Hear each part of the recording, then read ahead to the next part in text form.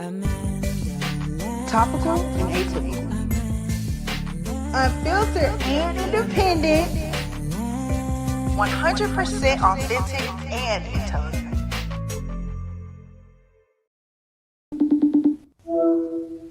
Sister Seals, this is your ancestor, Harriet Tubman. I am Clarence Thomas. I am Clarence Thomas. I am Clarence Thomas. You know, Coretta had called the girls like, what y'all wearing to the march? What y'all wearing to the march? I tell her, I was MC Checkerhole. But now I'm your father. Oh, chill, baby, chill. It helps her go to sleep. It helps her go to sleep. Maybe divide and conquer is also about keeping you apart from your soul. It's also no coincidence that some of our greatest icons of liberation made Palestine an incredibly important part of their platform. We are stardust, flow.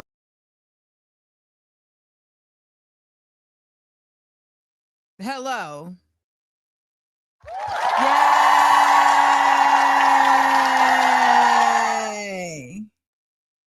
Y'all, I got a lot going on, but good morning. Welcome to Views from Amandaland. Thank you for waking up on the right side of history. If you are on Instagram, join us now at YouTube, amandaseals.com. No, youtube.com, Amanda Seals TV. I told y'all I'm kind of out of it. I'm not really sure why I'm out of it because I slept really well. But I feel like my spirit be knowing that stuff is happening while I'm asleep, so it doesn't even matter if I'm asleep. Good morning, Travis Sankofa.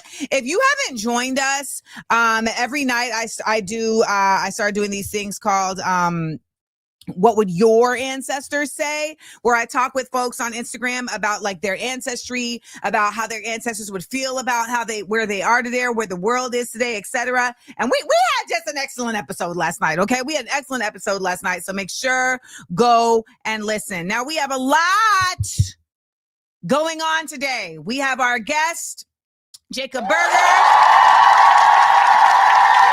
We also have Jared Ball, who is going to completely dismiss the myth of the Black buying power. I also write, but why am I yelling? Part of my autism is just yelling.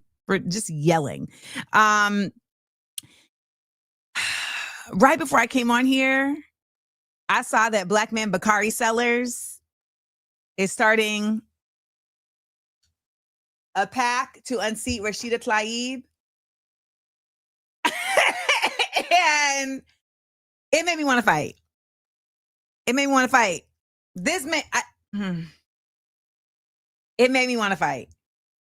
And so we're gonna talk about that later in the show.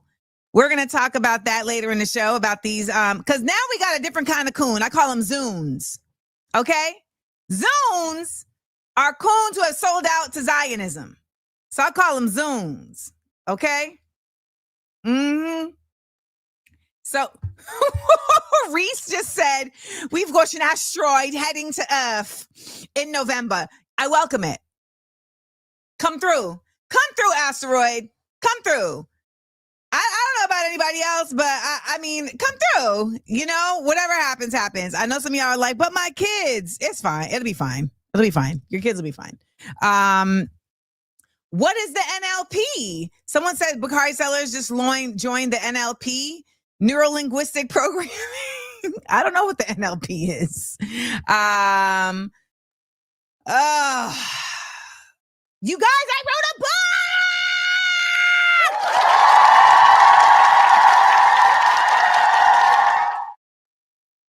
I wrote another book. Now here's the thing. I didn't really realize I wrote another book until I was reading it last night. Walk with me.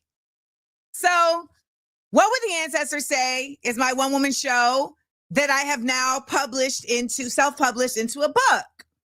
But I've been performing it as a one-woman show for so long that I kind of was looking at it like, yeah, it's just like the book version of the show or whatever.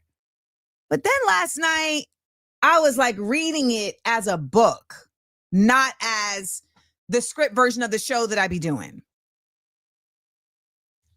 You guys, It's kind of major. It's kind of major. I'm just saying.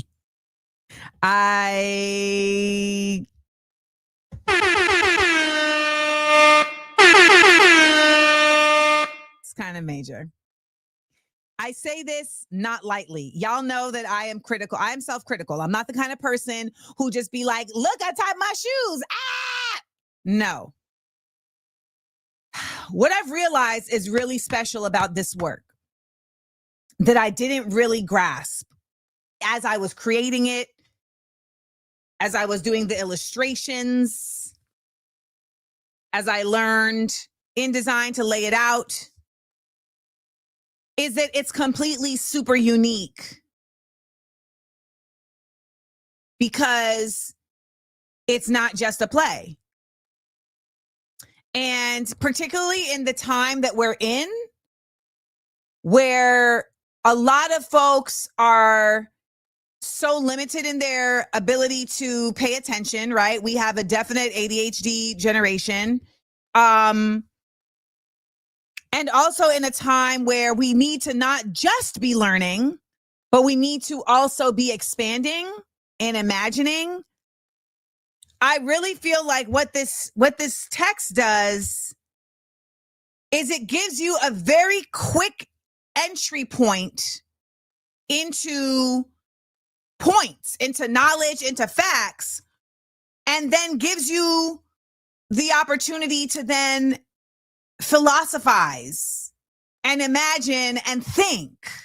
And that happens because of the length of the segments, right? Because they're performance length, they're not like super long, but they're long enough to be robust.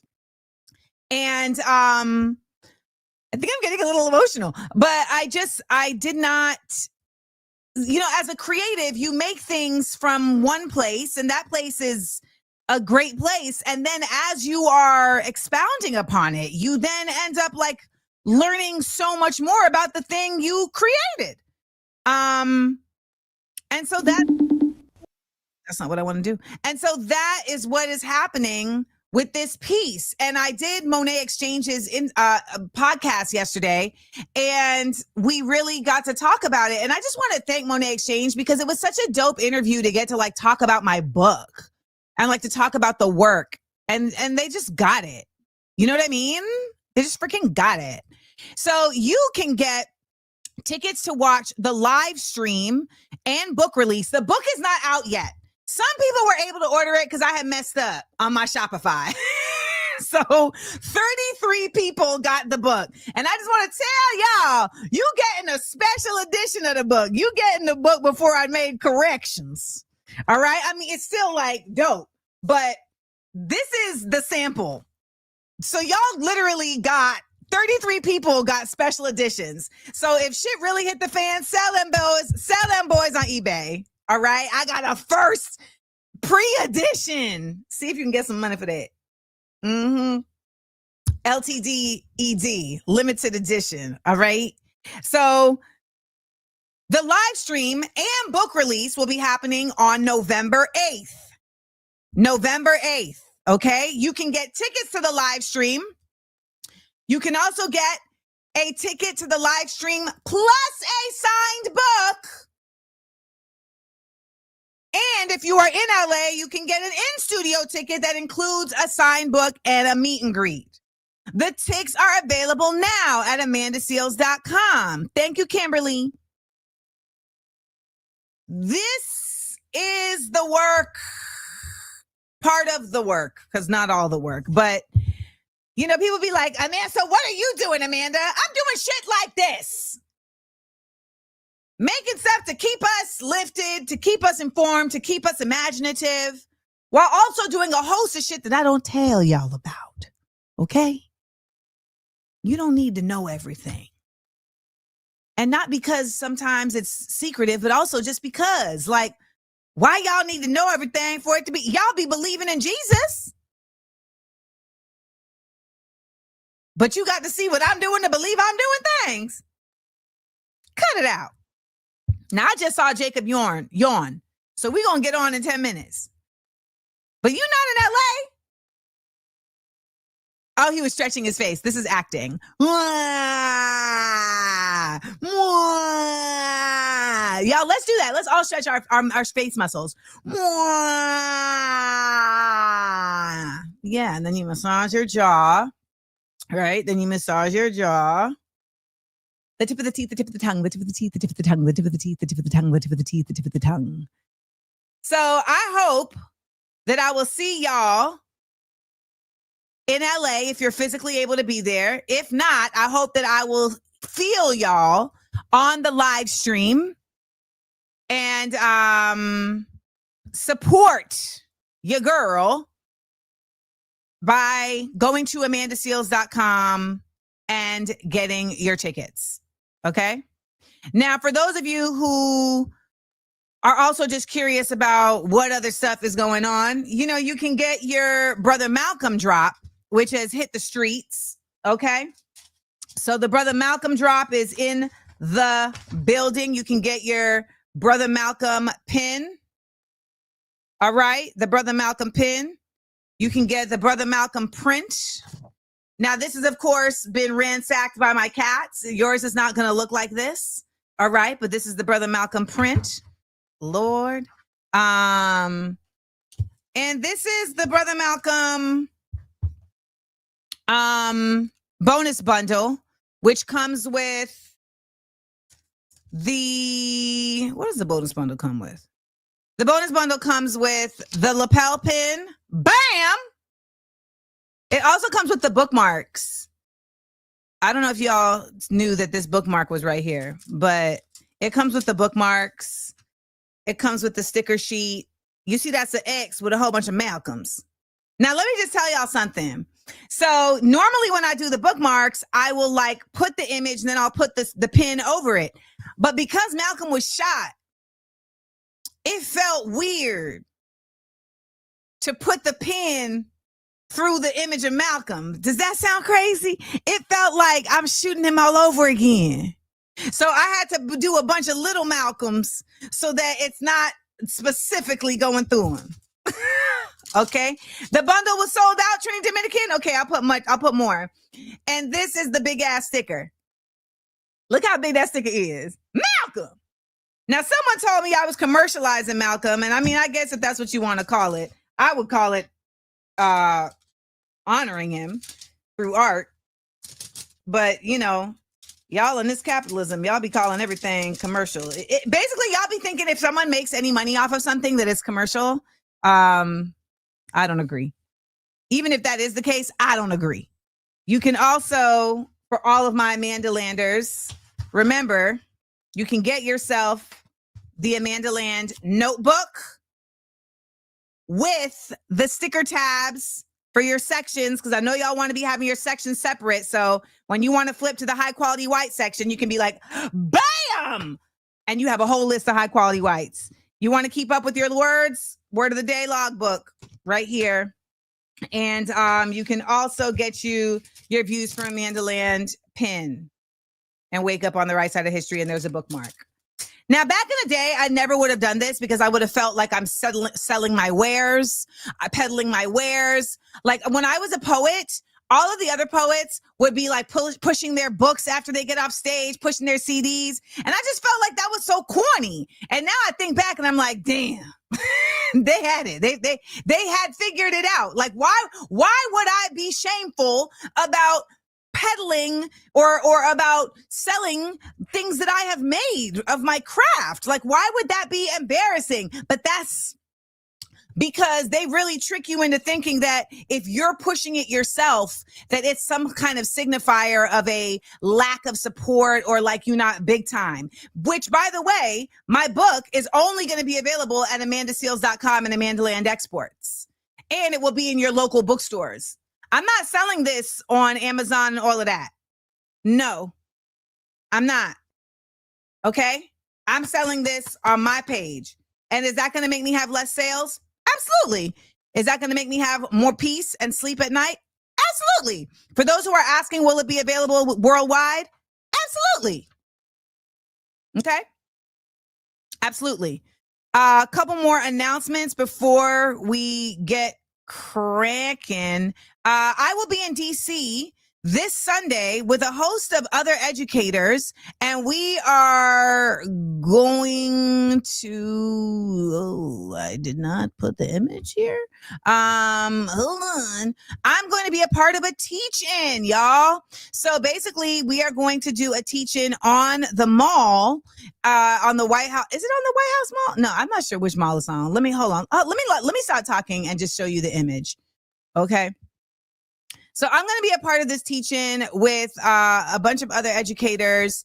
It's going down this Sunday on the National Mall, quote unquote, America's front yard. So it's going to be lectures, readings, performances, conversations in defense of history and museums. I'm really honored to be a part of this and to be joining a bunch of other educators and professors and intellectuals. You can see Kelly Carter Jackson in there. You know, I stand for Kelly Carter Jackson and her books, We Refuse and Force and Freedom. So you can come out. I'll be during the noon to 1:30 block. So any operatives out there who are looking to come and bother me, I'll be there. So I want to just say hi to you. Hey, ops, that's where I'm going to be. Come see me. I will be doing a lecture version of What Would the Ancestors Say with excerpts from the show, as well as insights and historical context. And depending on how it's set up, you'll also be able to ask questions. So that's going down. Someone asked if I'm rolling with security. Sometimes I roll with security. Sometimes I don't. Who knows? Who knows? I can't listen, y'all. If I go today, I go today. I just need y'all to understand that. Because I think some of y'all don't understand that I'm really about that life. If I go today, I go today. Now, there's certain situations I'm not just going to necessarily prance into, but if I go today, I go today, and I'm not going to jail. I'm not going to jail. They're going to have to knock me out or take me out. I'm not going to jail.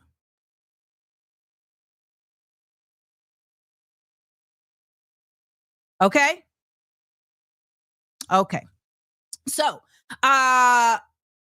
let's find out where everybody is.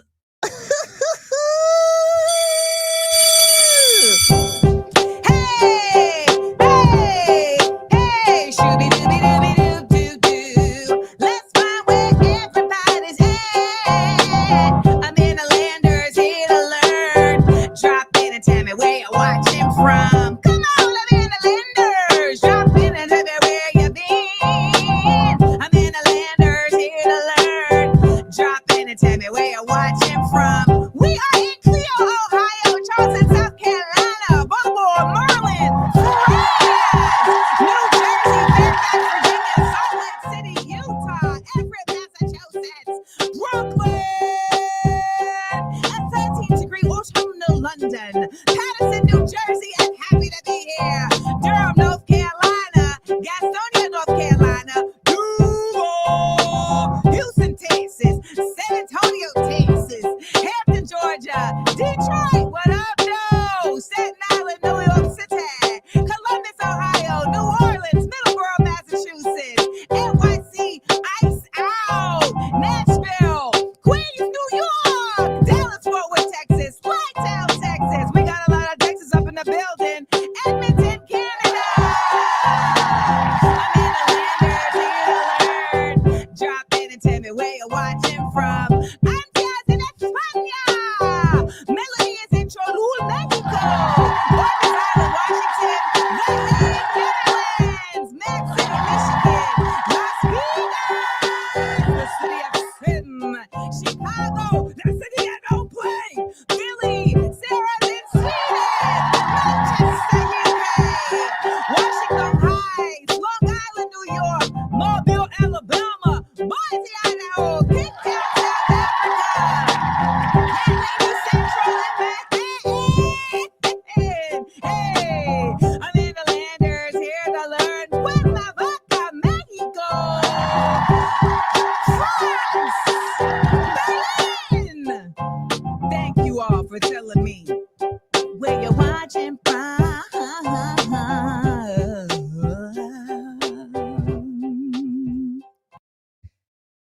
that took every ounce of energy. And I have no idea. Why am I so tired, y'all? I think I need to get more vitamin D.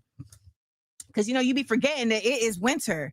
Ain't no vitamin D. Did you know this? This is why I love the SEAL Squad. So subscribe to my Patreon if you just want to be around a bunch of smart mofos. Because I was talking about having a vitamin D deficiency. And a member of the SEAL Squad was like, oh, I actually got my PhD in vitamin D. And you cannot get vitamin D from the sun if you live in New York between the months of October and May because of the latitude of the sun. So it don't matter how much sun you sit in during October to May in New York, you not getting no vitamin D. So they were like, you can go other places that do have it, like closer to the equator, and store it in your fat cells. But otherwise, you need to be taking vitamin D plus vitamin K3 supplement, or else you will have a vitamin D deficiency. I was over here thinking I was depressed and I just needed some vitamin D, y'all. Not that kind of vitamin D. Oh. Okay, let's get into our word of the day. Our word of the day, and then we're heading into our 60-second headlines. The word of the day is dilatory. Dilatory, D-I-L-A-T-O-R-Y. Dilatory. The word is dilatory, D-I-L-A-T-O-R-Y, dilatory. And it is an adjective that means not on time. Dilatory, not on time. Can anyone use dilatory in a sentence? Shout out to everybody who is making orders for tickets and products on Amandaland Exports. I'm seeing it pop up and it is making me feel very good. Kismet J coming through with the etymology. Dilatory means Middle English. It's from Middle English, from late Latin meaning dilatorious, not to be confused with deleterious, which means delaying. From Latin dilator, delayer, from dilat, deferred, from the verb defer. Okay? So apparently the asteroid is dilatory. Is it late? I don't know. The asteroid might be on time. Sheffield Jules said Black people be steady on some dilatory-ish. Accurate. Accurate. There we go. Real quick, Adrian, the vitamin K is just to help the vitamin D be absorbed. But you over here eating kale, so you good. y'all be eating the way that you're supposed to. I appreciate you for that. Kimberly says, my ADHD always makes me very dilatory. I feel ya. Rolando said the rapture is dilatory than a mofo. That is accurate, or blackurate, I should say. Thank you, Deetra. What else? Cynthia Perez said, I went book thrift shopping for my birthday and found a super thesaurus. Okay, that doesn't use dilatory, but we like it. We're here for it. Serengoxio says, I'm a dilatory employee for this meeting I'm late for, and we are not helping you be on time. Cynthia C says, Althea says my IBS makes me dilatory, and it also is TMI, but we'll take it. We'll take it. Wait, there was one more. Cynthia said, Dems and Republicans alike expected cheers for everyone for their dilatory ceasefire on Gaza. Cynthia, we are going to talk about that with our guest, Jacob. And last but not least, Kismet J says, freedom and reparations for African Americans has been seriously dilatory by jealous, insecure folks. I was getting eaten up on Threads this week. I mean, I get eat up on Threads every week, but apparently there was somebody else getting eaten up, and I couldn't figure out who the person was, but somebody had said that Black people don't deserve reparations. And I genuinely don't even know who it was that said that. But whoever said that, shut up. Shutting up is such a viable option on such a regular basis. It's such a viable option. I'm glad our numbers are coming up because I know y'all missed me last week, and that's why people aren't here because there was a mishap last week. And I just want to tell y'all, I apologize for the mishap. It was a technical difficulty, but I will say I'm back, and I did miss y'all last week. Like, I really feel like I'm partly off because I didn't have y'all last week. But you know what we have right now? We have 60-second headlines. Let's get into it. 60-second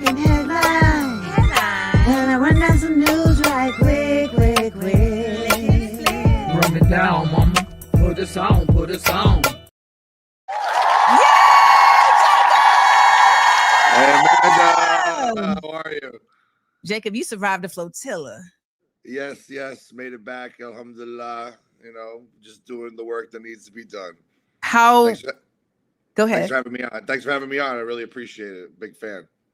Thanks for being here. You know, you are a part of the continued stream of individuals that came into my orbit because we just care about humans.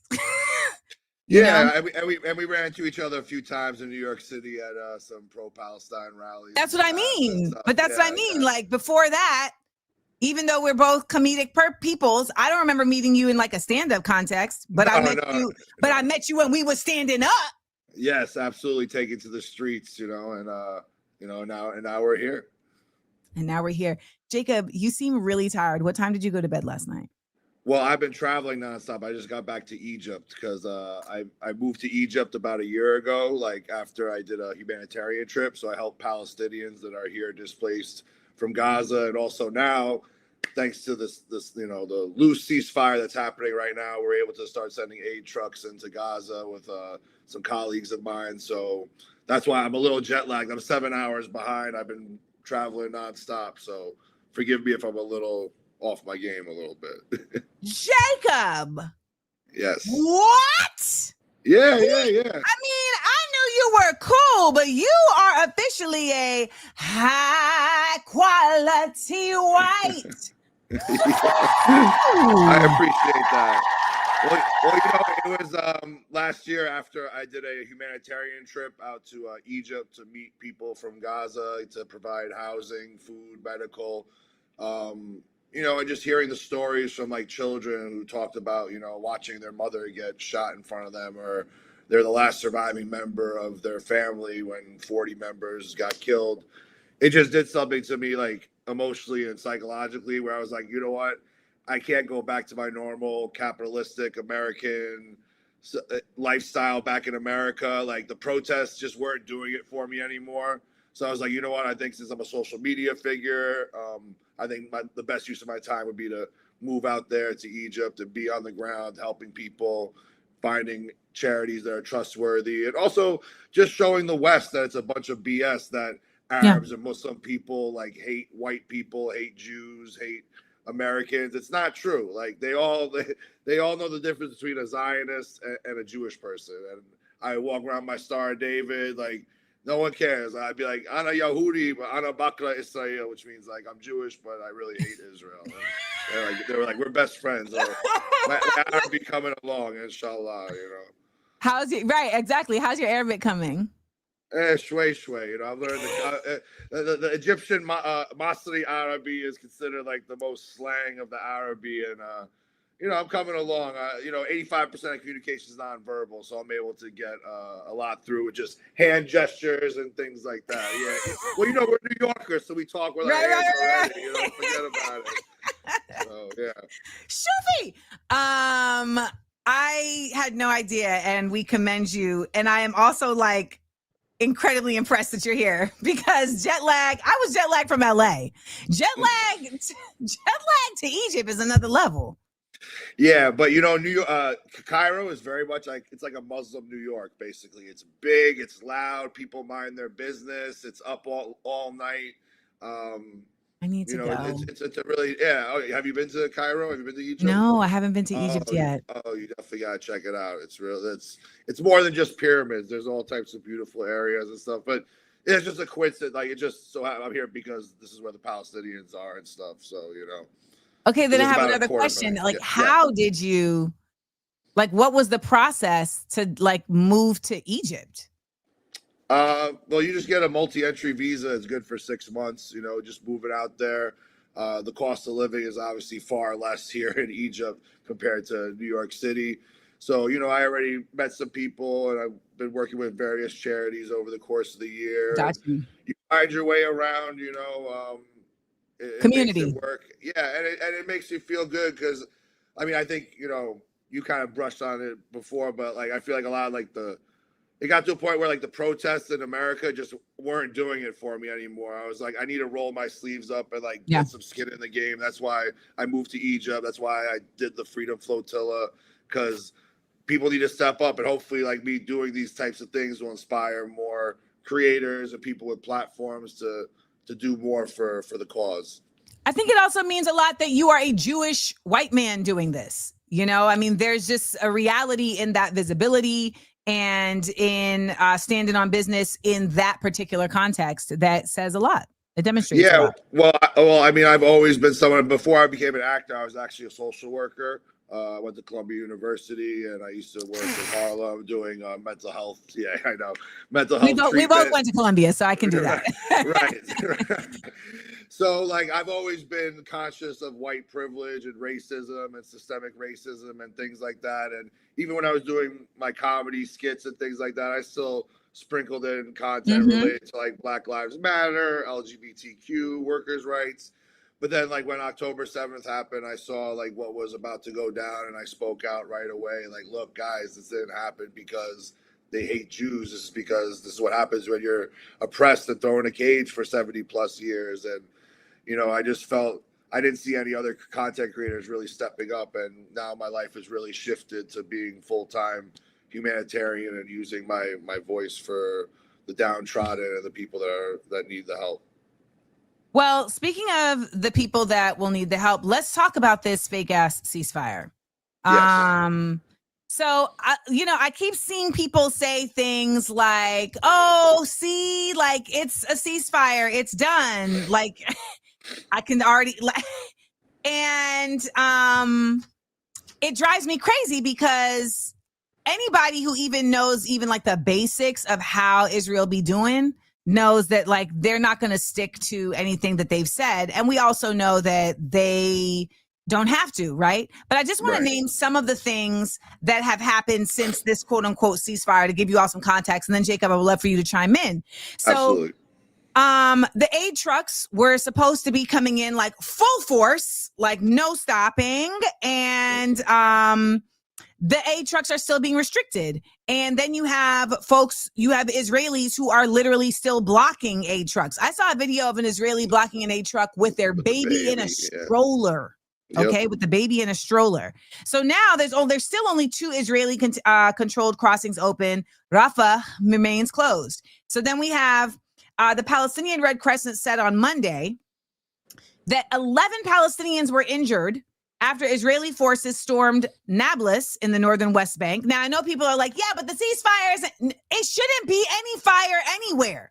Okay. So in the West Bank, the organization reported that its crews treated those wounded. And we've seen video after video after video of these settlers running up in people's homes, especially this is olive harvesting season. So they're getting a lot of attacks in the olive harvest because of this nonsense. Then you have the UN OCHA recorded 71 settler attacks on Palestinians between October 7th and the 13th of this year, resulting in a death and 99 injuries.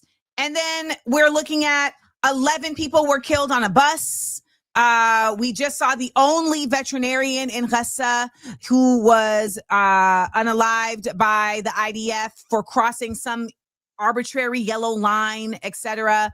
So the ceasefire just means that they don't hear drones. That's basically what I've come to understand. Yeah, I mean, like you said, it's everyone knows that Israel always breaks their word. It's horrible the way the American government kind of frames it like, oh, it's Hamas that's breaking it, this, that, and a third. I mean, one of the things that recently happened was there was an explosion in Rafah in the Israel-controlled section where they were bulldozing homes, and they went over an ordnance or unexploded rocket. Something happened, and Netanyahu tried to blame it on Hamas. There was a Hamas attack, but America knew right away that this was bullshit, and they actually called Bibi and made him reopen the Rafah border because of it, because they knew, like, so to me, like, that's like a little bit of progress that America is kind of pushing back, but that's more so because I think Trump knows how bad Israel's bringing down America with them. I don't know, but let's just focus though. The ceasefire is not the end of things here. This is what I really want to focus on, is that it's about liberation at the end of the day. The job is not done until the Palestine is fully liberated and the colonizers are out of that land. And it's a long way to go, but the people of Gaza definitely need this little bit of a break. They need to get aid and food in here, and we're going to do the best we can to try and make that happen. But we have to keep our foot on the pedal. I mean, I'm sure you're probably also been thinking like, oh, are people gonna stop going to the rally? Are people gonna like ease off on this topic because they think, oh, ceasefire, the war, it's over? Like, hopefully not. You know. I honestly don't think so. I feel like honestly, the people who have been going to these rallies at this point, it's like they get it. You know, I feel like the people who are using the it's a ceasefire are the liberals who want to try to lie to themselves that they weren't complicit. That's who I hear this from the most. Liberals who are like, see, it's fine. And I'm like, no, it's not. Like, they're actively harming Palestinians, and there is no such thing as a two-state solution. And two-state at this point are oxymoronic. Like, we're seeing it happen in real time. I always say, like, oh, a two-state solution, two Palestine sound great to me. Like, you know, just that sounds like a plan to me. You know, I like love you said, it. you know, stuff about the West Bank too. Like, things are horrible in the West Bank right now. I have friends there, and literally every day being attacked. Like, I was actually gonna go do protection work before I did the flotilla, but all my friends who do it, they're like, Jacob, honestly, like, they would probably kill you if you went there because you're a pro-Palestinian Jew and there's no law and order there. So they talked me out of going. But like, I'm sure you saw that video the other day where the guy clobbered the older woman that was chasing. He's like, don't hit her. Don't. I mean, these people are demons. And it just drives me insane as a Jewish person. Like, how our people went through a Holocaust and they're behaving like Nazis. They're doing the same thing to the Palestinians and to Arab people that was done to us. And it's just the irony of it. It just drives me insane.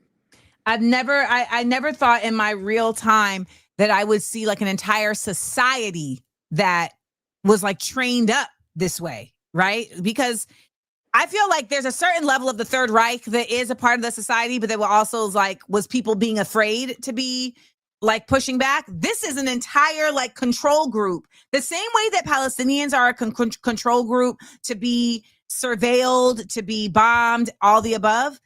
Israel is a controlled group to be brainwashed. Yeah, and the reality is, like, because you'll hear from a lot of like liberals too. They'll be like, oh, it's just Bibi that's the problem. It's the whole society is rotten to the core. They are racist to the core. You could go walk around Al Quds or anywhere, and they'll openly tell you that the Palestinians, they want to see them dead. They don't want them off the land. Like, it's systemic. Like, it's, you know, like, you know, how they say, oh, we were promised this land 3,000 years ago. Like, the Nazis also thought that Europe was probably, they thought 1,000-year Reich. Like, you know, the parallels are just astronomical, like, just in your face. And it's just sad to see so many of my Jewish brothers and sisters decide to embrace Zionism and embrace this constant victim card that they have, you know, because it's like, we're not, like, I get constantly called a capo. And for those that don't know, a capo were the Jews that helped the Nazis in the death camps back in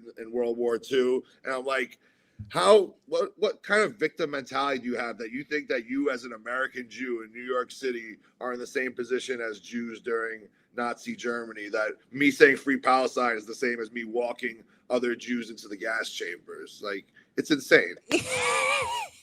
It is very insane. What's also insane is ICE. Speaking of Nazis, so we've seen ICE doing what they do. They have not backed down. They are getting more and more just in the way. And we now saw them in Chicago. And Chicago, I don't know if you've seen any of the footage of Chicago, but Chicago has been like not here for it. However, y'all, New York is not a normal place, okay? New York is not a normal place. So first off, is there any talk about what the whole ICE situation is in the United States? Does any of that make it over to Egypt? No, I don't think Egypt really like talks much about American politics that much. I mean, I've been keeping track of the ICE. I didn't know. I saw some of the videos today. I guess down on Canal Street, they were messing with some of our our African brothers that be there selling the bags on Canal Street or something like that. Yes. And I don't know if the NYPD was it. NYPD's claiming they weren't in collaboration with them, but I don't know if you've heard different or seen different. But I saw a lot of videos. New Yorkers weren't playing around, and I mean it's getting to a boiling point, like where when is the revolution going to be here? Like how much more fascism can we take before people decide to step up and start? I mean, how long before someone starts actually, escalating into I saw those hands. I saw those hands. Well, let me just show you how New York is responding. Let me show you how New York is. Okay? You okay? Are you okay? Are you okay? I look like I'm okay? Don't come up in my face here because I hit hard. Hit me? Hit me, bitch! You ain't got me. Nobody's scared of you.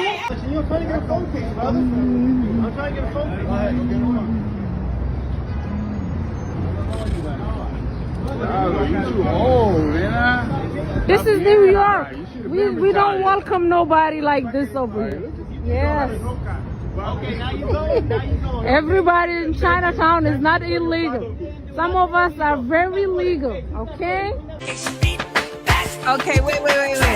So I've actually taken the audio off of this. Okay, so yeah, we don't want to get. First of all, I need you to notice this is literally happening directly after work because Miss Ma'am is in her polka dot, like Ann Taylor dress with the blazer. And what I love about this video is that one, it's not just that everybody, because like sometimes you see people with their phones out, but it's like, okay, are you just bystanding? But no, they're like fighting with their phones out. Like, I don't think ICE understands how ready New Yorkers are. Like when you're saying like, will there be a revolution? I just kind of feel like it would happen here first because we're already annoyed anyway. Like we're annoyed in general. Yeah.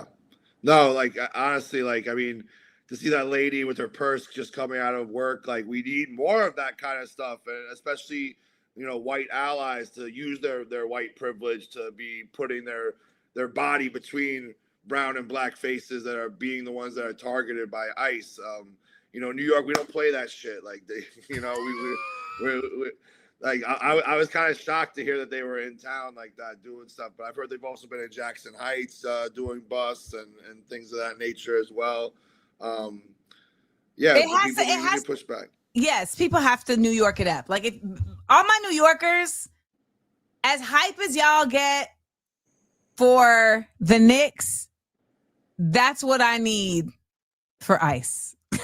Right. And the other thing, just like to tie it not just into ICE, but Palace, everything is like, we need to get people to feel like they're part of a collective. Like one thing that like I really like about living in the Arab world is there's such a sense of community.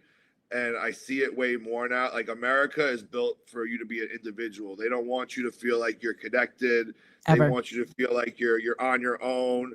And we need to do away with that mentality. We need to feel like we're in this together because, when we come together, we can do amazing things. And that, like, we have to make the government scared of us. Like, bring out the fucking guilotines. So this French is what I was trying to say about the No Kings protests because people are. I saw you. I agree with everything you said. You were catching a lot of shit. I was catching shit. It's so performative to me. Like a lot of these protests. Like I think it was put on by Zionists. It was right by the Walmart. Yes. Yeah. And so it's like, okay, it's not saying that you can't glean something from it, but it's not what y'all are trying to call it. Like, it is not making, they're like, it made Trump mad. Did it?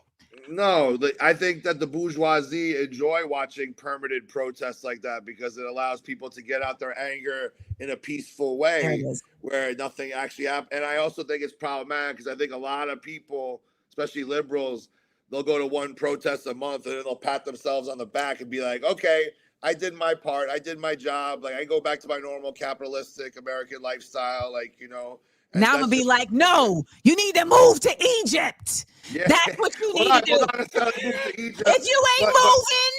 Right. But like protests should be doing something. Otherwise, just a rally. We should be going like This to the is ICE office or going to a yes. weapons factory or going to an F-35 plant, like really like Or being willing to literally put just yeah. sitting down and stopping things from happening, right? Like that's like a big thing in Korea. They just go and sit. And Yeah. they're like, so ain't no buses moving here, ain't no cars moving here, ain't no business moving here, because we here. So Right. what are you And gonna then you do? have the people that are like on their knees for the system, like, oh, like you're creating traffic, you're creating problems, like I have to get to Yes. work now, like you know, like they have their Take the day off. priorities all wrong, you know. And I know people are like, Amanda, you can say that because you don't work for a job. And it's like, yeah, but even disruption disrupts everything. All right. Mhm. Like I literally live off of just support from the people. The people Same. don't even have bread anymore. You know, like literal almost bread, because food stamps are about to be completely on pause starting November because of the government shutdown. Yeah, So if you see someone stealing something in the supermarket, you look the other way. I don't want to see no snitching, no nothing. All right, because they these have corporations don't give a insurance. shit about. Yeah, They have exactly. insurance for that. All right. Yeah, exactly. All right. Last but not least, let's end on a joke note. Y'all, people are really, people are very upset. Jacob, people are really, really upset about Trump bulldozing the White House. And they're like, this is the people's house. Oh, people on the right are mad. Like people or on both Everybody. sides? Okay. People are like, how dare he mess up the White House? And I'm just like, Well, he's gonna make the new ballroom. Remember when Charlie Kirk got killed? Like the first thing he said was like, "Oh, how are you doing after Charlie Kirk got killed?" "Oh yeah, I'm okay. Look at the amazing ballroom. We're expanding it out." Like honestly, like I hate Trump, but he's so funny though. I hate that he makes me laugh, like because of the stupid things he does and stuff like that. Like he was so serious. He was like, "Who? I'm building a ballroom, B. I'm building a ballroom, bitch. Come on, like let's get these donors. Like, who wants to buy my $5 million citizenship card?" And yeah, I mean, it's just he does what he wants. Like, I mean, I don't know. Do you feel like there's gonna be another election, or you think he's gonna just No. be a king? You think? I don't think there's going to be another election. And I also don't think that doing no king's protests is going to in any way stop that. But I do know that the electorate, I mean, there is a number of people that want there to be an election because it continues to keep people feeling like things are cool so that they can keep doing what they do to be a part of the prison industrial complex, to be a part of the war complex, etc. Right? Like people like Hillary Clinton are making money, you know, and Nancy Pelosi, like they're all making money. All of them are really successful because of the way that the U.S. has been able to operate like undercover. And that's ironic. That's ironic because like they're saying no kings, but like how many years has Nancy Pelosi been in office for? Like 40 plus years, like, you know, the irony. I don't know how accurate this is, but I saw somewhere that she has made $200 million since being in office. Oh yeah, because she has been, yeah, she's on the committees that control the SEC, and then she also gets to trade stocks. I don't understand how we've allowed this, like we the people. I mean, it's sad because like I mean, there are definitely differences between both parties in some regards, like social issues and things like that. But ultimately, they're two wings of the same dirty bird in my mind. They're both Zionists. They both bend to corporate interests. They don't really care about the people. And it's just, one stabbing you in the front, one stabbing you in the back.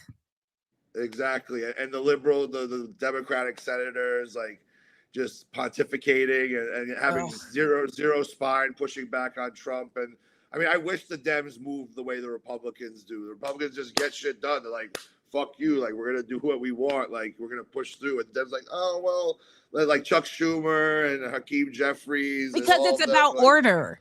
Like, it's literally just different philosophies of fascism. That's it, y'all. It's just hard fascism or soft fascism. But either way, you're getting fucked. So here's some houses that I actually do care about, Jacob. Okay. Yeah. You know, I don't care about the White House. It's a slave. It's a plantation. but I do care about House Party. All right. This is one of my favorite movies of all time. If you have never seen House Party, then you're playing yourself. Rest in peace to No, the of great course, Robin Kid and Play. Williams. Kid and Yes. Play, of course. Yeah. And, hola, hola, eh. Another house that I care about is the Barbie townhouse with the elevator. I need you to understand, Jacob, that the night before, I knew I was going to get it for Christmas. I knew it. I had been really good. My mom was working 2 jobs, so I had already counted that money. Like, you can get that Barbie house. And the night before, I remember I woke up at 5 a.m. on Christmas, and my mother was just like, just do what you do. I'll be up later. And then I opened all the presents, and there was no Barbie house. And I was like, damn. I hope you got one in adulthood now. No, then she brought it out. It was in the garage. She had put a blanket over it and she brought it in. And that elevator right there, that was that girl. Another house that I care about, Jacob, is at one point in time, I cared about Run's house. Before there was Kim Kardashian's. Remember the Kardashians? We watched Run's house, all right? This was when we found out that there was a possibility that Diggy could rap, okay? This was before his brother was a jerk, because I feel like I've seen footage of his brother being a jerk in adulthood. You know, this was a fun time. Angela and her sister. This was when there was still innocence. Yes.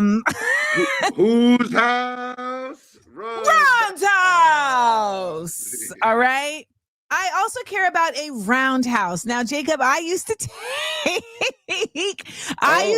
Taekwondo, and that is me mid roundhouse. All right. Okay. Oh, wow. So if they come for me, y'all gonna see me pull out the kick. Bop, bop. I would love to see that at a protest. You doing a roundhouse kick to a guy in his jaw. Like, oh, you thought shit was sweet? I'm trained. Yeah. And last but not least, I care about this one line from The Fugitive. What I want out of each and every one of you is a hard target search of every gas station, residence, warehouse, farmhouse, hen house, outhouse, and doghouse in that area. Yeah. Now, of course, he was a Fed in the film, so it's ACAB forever. But to put I care about all them houses, Jacob Berger, more than I care about the White House. Absolutely. That was a good rundown. I like that bit you did.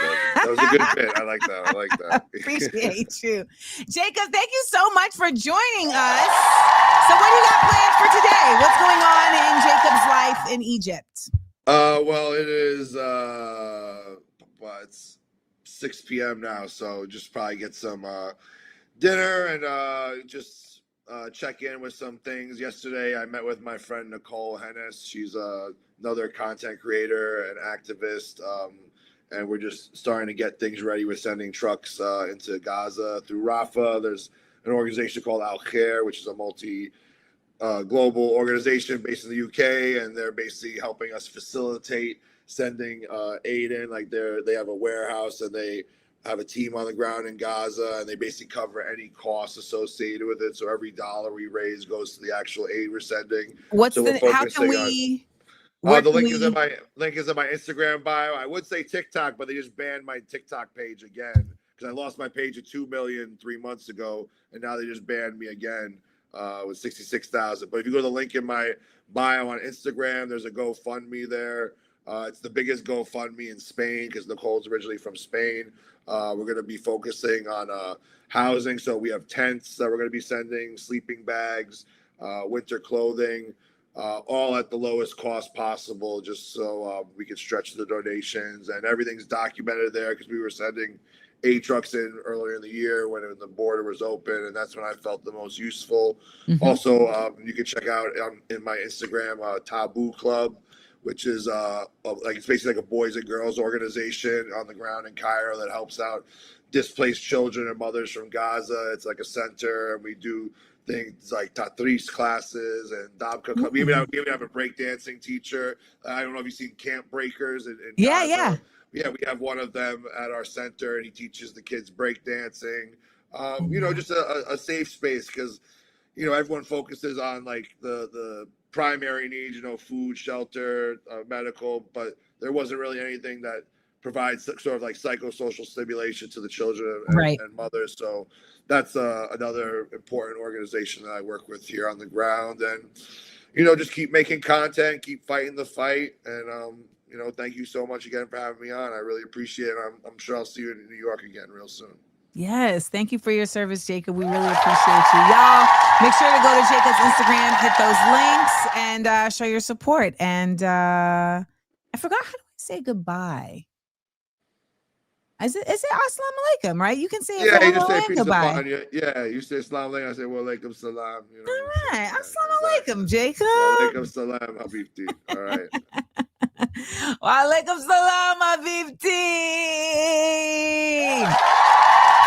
What is up? It is the 11 o'clock hour here at Views from Amandaland. If you are just joining us, thank you. You are in the right place, waking up on the right side of history, getting your news and truths by any joke necessary. If you do not know, you can get your tickets to the live stream of my one-woman show and book release for What Would the Ancestors Say? That is happening on November 8th at 9 p.m. Eastern, 6 p.m. Pacific. Hopefully you guys will support. You can not only get the live stream, but if you want to get the live stream and the signed book together, you can also get that. You can also, if you are in California, get tickets to be in studio for the live in studio performance and signed book and meet and greet. And all of that is available at amandaseals.com. So that should be really easy for you to remember because it is my name, amandaseals.com. So I hope to see you all out there. As of this morning, there were only 57 seats left in LA. So let's get that together. I will also be doing a book tour after, and I'll be coming to cities to do book signings, etc. And what I'm really hoping to do when I come to these different cities is to also be able to link with organizations in these cities to do different mutual aid efforts, right? So different drives of different kinds. So that's going to be the next thing that I have to figure out. In the middle of all of this, I also have to memorize this because I did this play for so long off the top of my head, but when I sat down to write it, like I wrote basically a whole other level of play. I keep looking at it, just blowing my mind because I just can't believe I wrote another book. Y'all know I was supposed to put out my memoir this year. That's a whole other story. We have other things to do. Let's get into it. We have got some, we got to feel how black I feel today. How black do I feel? Let's find out. Let's find out how black I feel today. How black do you feel today? Hey. Reaction where all of us people are getting together and have an international proletarian revolution. Right. Black people and white poor people and red poor people and Puerto Rican poor people and Latin American Puerto Rican people of poor people of all descents. They have caught up in movements based on racism when the Black Panther Party stood up and said that we don't care what anybody says. We don't think you fight fire with fire best, we think you fight fire with water best. We're going to fight racism, not with racism, but we're going to fight with solidarity. We said we're not going to fight capitalism with black capitalism, but we're going to fight it with socialism. We stood up and said we're not going to fight reactionary pigs and reactionary state's attorneys like this and reactionary state's attorneys like Hanrahan with any other reactions on our part. We're going to fight their reaction where all of us people are getting together and have an international proletarian revolution. Right on. Right on. And that's saying all power to the people. Right on. That's saying that no matter what color you are, there's only two classes. And that's saying there's a class over here and there's a class over there. And the reason that this class over here has never did anything to get this class off its back because this is lower, this is upper. Okay. You hear what he's explaining to y'all? Class consciousness. That is socialism. I need y'all to get into it and get learning. Now, I am looking forward to being able to do a whole lot more teaching next year when I have more time. But this weekend, I will be in D.C. as a part of a teach-in in defense of history and museums. It's going down Sunday, October 26th from sun up to sundown on the National Mall in D.C. And it's going to be featuring me and a number of other intellects and educators. And I will be doing a talk about what would the ancestors say. And it's a comedic deconstruction of the Black American past and present to imagine a new Black future. And in accordance with what our comrade Fred Hampton is referring to, it's not like when we talk about these futures within the context of culture or race or gender, etc.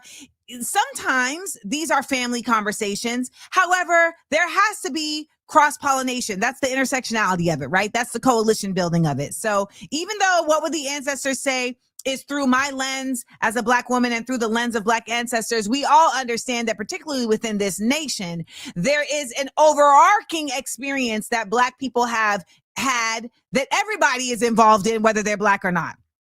Okay. So hopefully I will see you out there on the mall, and I'll be in DC for that. Okay. Now, I also want to give you some Blackurate news before we bring on our guest, the incredible Jared Ball, who's, speaking of DC, which, you know, I mean, Morgan State is close to DC, but he will be joining us to talk about the myth of Black buying power. And I know some of y'all are like, but what do you mean the myth? And this is what he's going to be talking about is going to blow your mind. Because I know that it's going to be one of those things where you had accepted something. I say this because I did the same thing. You had accepted something because it made sense to you and it felt positive because it was packaged in that way. But it isn't until you start to really understand the nefariousness of capitalism that you,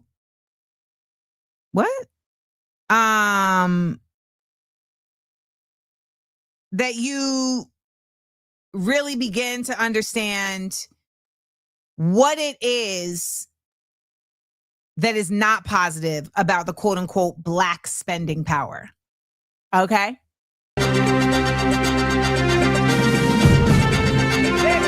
Blackurate news. Politics. Blackurate news. Pop. Culture. Blackurate news. Sports. Blackurate news. Justice.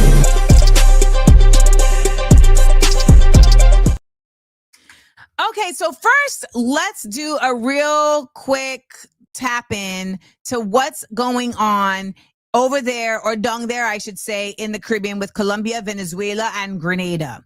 So for those who don't know, there has been a whole lot of movement going down in that region because, and let's just remind everybody of that region, because I don't think a lot of people can really contextualize just how close the Caribbean is to South America. But all right here, this is Venezuela, okay? This is Colombia, this is Venezuela. They are right next to each other and they border the Caribbean Sea. They border the Caribbean Sea. And then right here, we have Grenada, Trinidad and Tobago, Barbados, St. Vincent, etc. All right, so they are very close in proximity to each other. So what's been going on is, first of all, there have been 27 extrajudicial killings in the Caribbean Sea as of today by the Trump administration. Now, they have been just literally taking out and bombing fishing boats, claiming that they're narco terrorists. And there's literally no proof of this. And they have not shown any proof. They have not been able to acknowledge this. Two of the people are actually Trinidadians that were on these boats, and they were on fishing boats. I cannot stress enough that they have not given any reason to why they are able to do this. This is literally just the United States murdering people at will. That's it. They're just murdering people at will. Now, you have Trinidad and Tobago, which has allowed for them to use their airport for military exercises.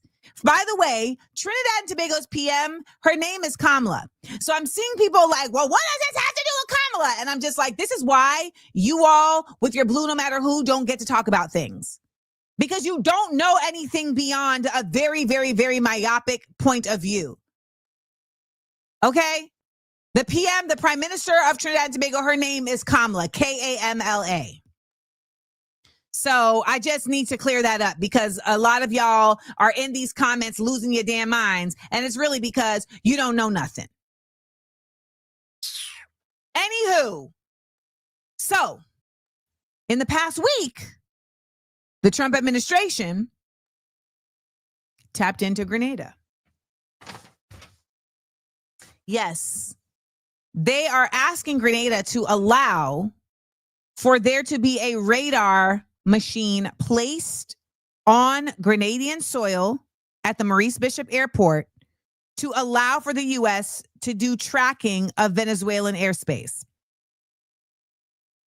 This is very frightening because at the end of the day, the Caribbean islands are inextricably linked to the United States in terms of commerce by nature of the United States forcing them to be, essentially.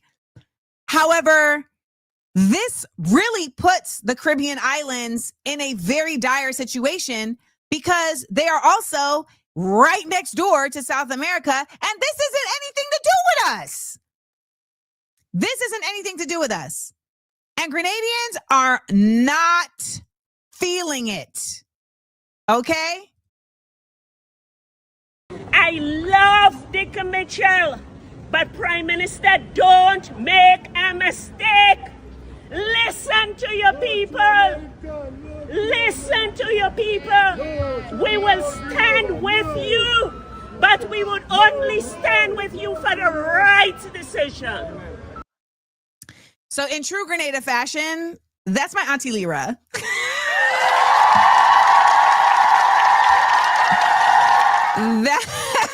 She used to date my uncle when I was a kid. And she has two daughters that are twins, Leanne and Deanne. And I used to be at their house. And I just remember all the time being like, how do y'all drink so much Kool-Aid? Like Leanne and Deanne could drink up an entire pitcher of Kool-Aid in like literally one sitting. And it used to drive me crazy. Like, how is there never anything to drink? But Leanne and Deanne were super tall, and they ended up being netball champions, and they're fabulous. And there's Auntie Lyra standing up on the esplanade telling all of y'all, you better do the right thing. Okay. Now, Grenadians are also standing up by setting up protests. And, you know, if anyone knows anything about Grenadians are not a real, we are not a stand down and take it kind of people. So I'm really happy to see that they are standing up and saying, like, we're not going to take this, because for anybody who doesn't know, Grenada was invaded by the United States in 1983. And the invasion of Grenada needs to be acknowledged as what it was, which is an overreach of this flippin' United States doing what it feels like it wants to do, particularly because it's in the Western Hemisphere. I mean, here's some pictures. Like, why do we have Grenadians down on the ground being guarded with guns on them by Americans in Grenada?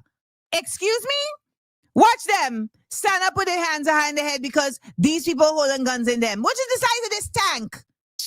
I mean, I can't even, you see the people they just driving through. And this is the image that we see time and time and time again of the United States just invading other places because it's decided, well, we have to be here because this is what it is and we want to be. And they do things that are also soft power. So for instance, there's a medical school in Grenada. So no, there isn't a military base in Grenada, but there's a medical school in Grenada that actually has a lot of American students. And so they used the medical school in Grenada to justify invading Grenada to go against Castro because they said that it was a threat to American students.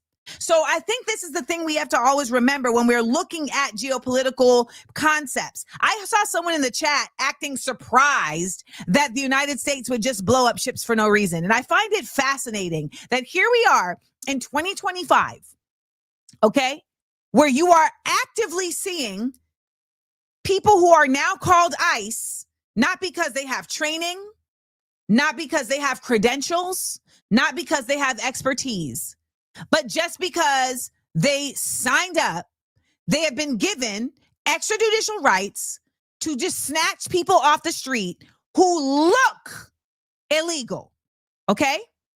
Who look illegal. And yet we still have people here in this very chat saying things like, oh, so you're saying they just bombed those ships out of Venezuela for no reason? No intel? Yeah, right. Yes, that is what we're saying, because that is what has happened over and over and over again. And let me also add, even if those boats from Venezuela had drugs on them, it still does not give the United States the right to kill the members of that boat. if they want to run up on them and send them back to their home origin to stand trial, that is what is supposed to happen. I need you all to step into reality. That's what I need. I need you to step into reality.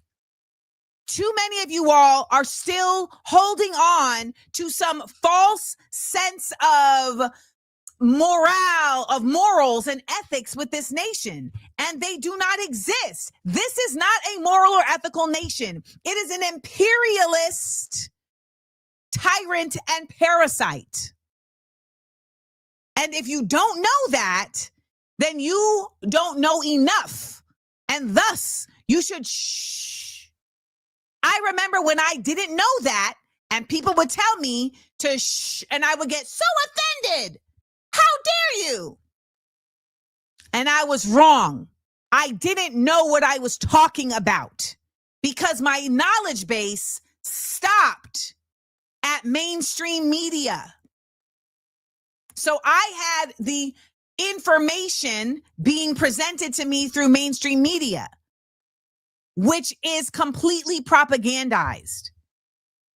Now, for what you all, now I want to also add that there recently was a Navy admiral that has decided to step down from, why do I not have any of these images? Who has decided to step down. Admiral, where is this man's name, Amanda? Oh my God. Admiral Alvin Halsey.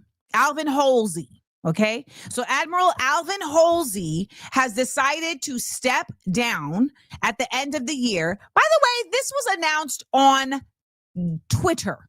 Okay. Because I won't call it that other thing. This was announced on flippin' Twitter.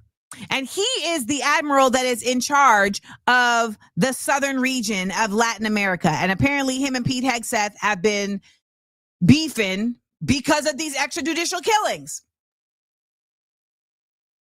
So, there you have it. It's just another example of I guess the question becomes, if this admiral steps down and he's doing pushback, you know what? Why, as I say this out loud, he's not stepping down. What am I saying? He's getting pushed out. As I said it out loud, I realized, what am I saying? He's not stepping down. He's getting pushed out. And it's being called step down. And Hegseth said it first, so that if he says it, if he pushes back, now okay. Sorry, I had to remember who I was dealing with. Speaking of knowing who you're dealing with, I don't know if you all know who Bakari Sellers is. So I want y'all to just get a load of this guy. Okay. So Bakari Sellers is a brother who has been in politics for quite some time. And, he used to be like in the mix of the pop culture of things, right? And I met Bakari Sellers when he was, I guess I met Bakari Sellers a few years back, actually, not just a few years back. And I thought he was a cool dude, but again, I didn't really know about politics like that. And he was really cool with the Angela Ryes and the Charlemagnes and those people, right? So I didn't think anything of Bakari Sellers as anything but a brother that's down for the people, because why wouldn't he be if he is hanging out with those folks who I'm learning about politics from, etc. Well, this is another case of I didn't know. Okay? This is another case of I didn't know. So let's learn a little bit about who Bakari Sellers is. Audiences who may not know who I am, I think that my story starts February 8th of 1968, when my father... Okay, I can't play this because of the music in the background, but this is Bakari Sellers talking about his father and a trial and tribulation that his father went through. And this is on the Native Land podcast. Okay. So he is being welcomed there as a guest. He is being supported and given space to do what he does and to talk about his experience, et cetera, et cetera. This brother, Bakari Sellers, is literally starting his own pack for the sole purpose of unseating Rashida Tlaib in the in the U.S. government. Did you hear what I said? I want to hear it one more time. He is literally starting his own pack for the purpose of unseating Rashida Tlaib.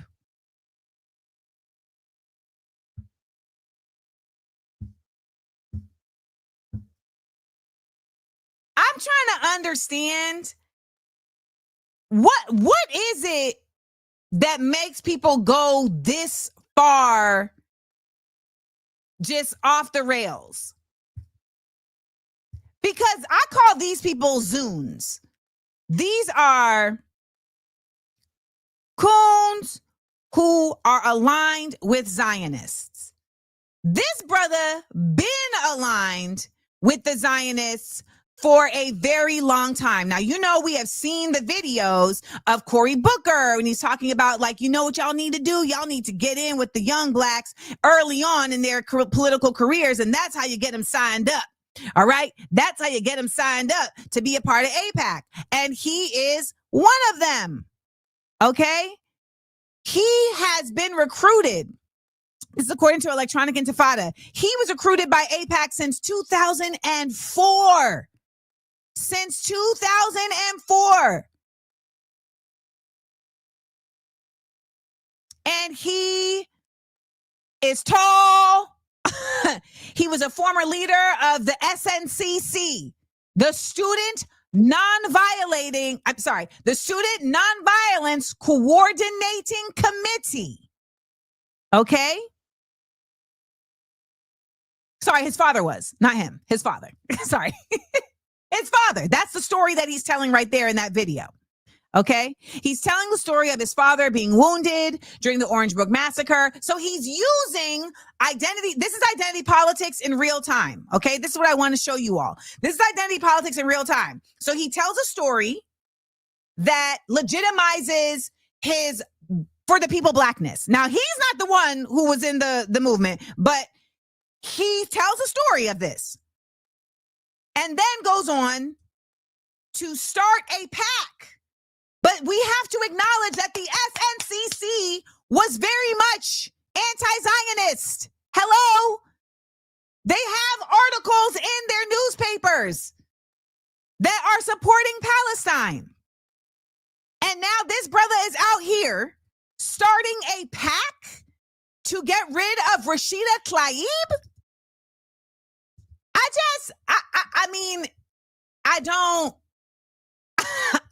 I don't get it. I don't get it. This pack is going to spend $1 million. $1 million. Okay? I'm going to read you some of this from The Intercept.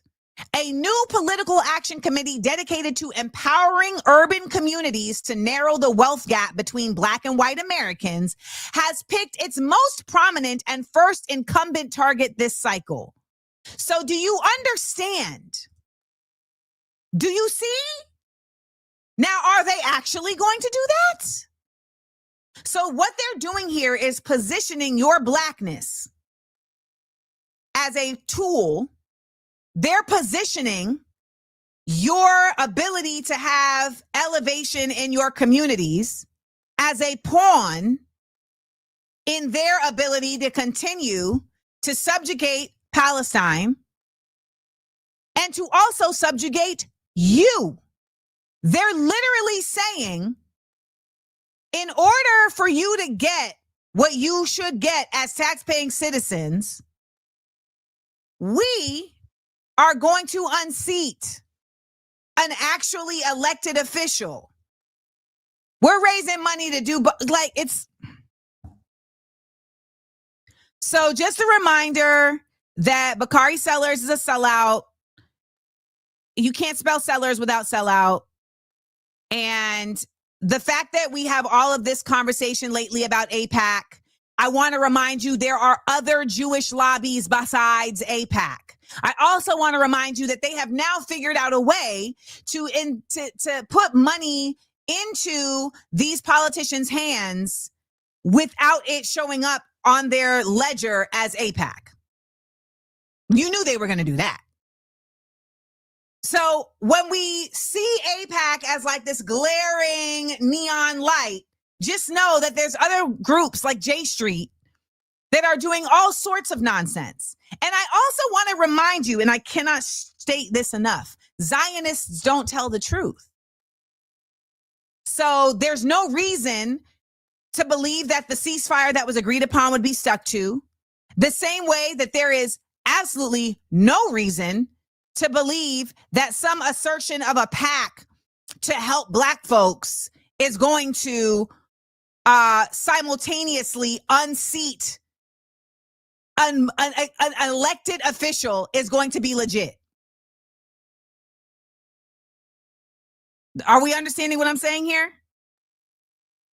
I just want to make sure that we understand what I'm saying here. You can't in the same breath say you doing dirt and be like, but we cleaning over here. Nah, you dirty. That's how you roll. And he was actually on Smart, Funny, and Black in Atlanta in 2018. And I want to officially strip him of his membership of the Illustrious League of Master Black Spurts. Oh. Stripped. Done. Are y'all ready for us to get into our Level Us Up guest, Dr. Jared Ball? Well, if you're not ready, you better get ready because it's about to happen. Amandaland.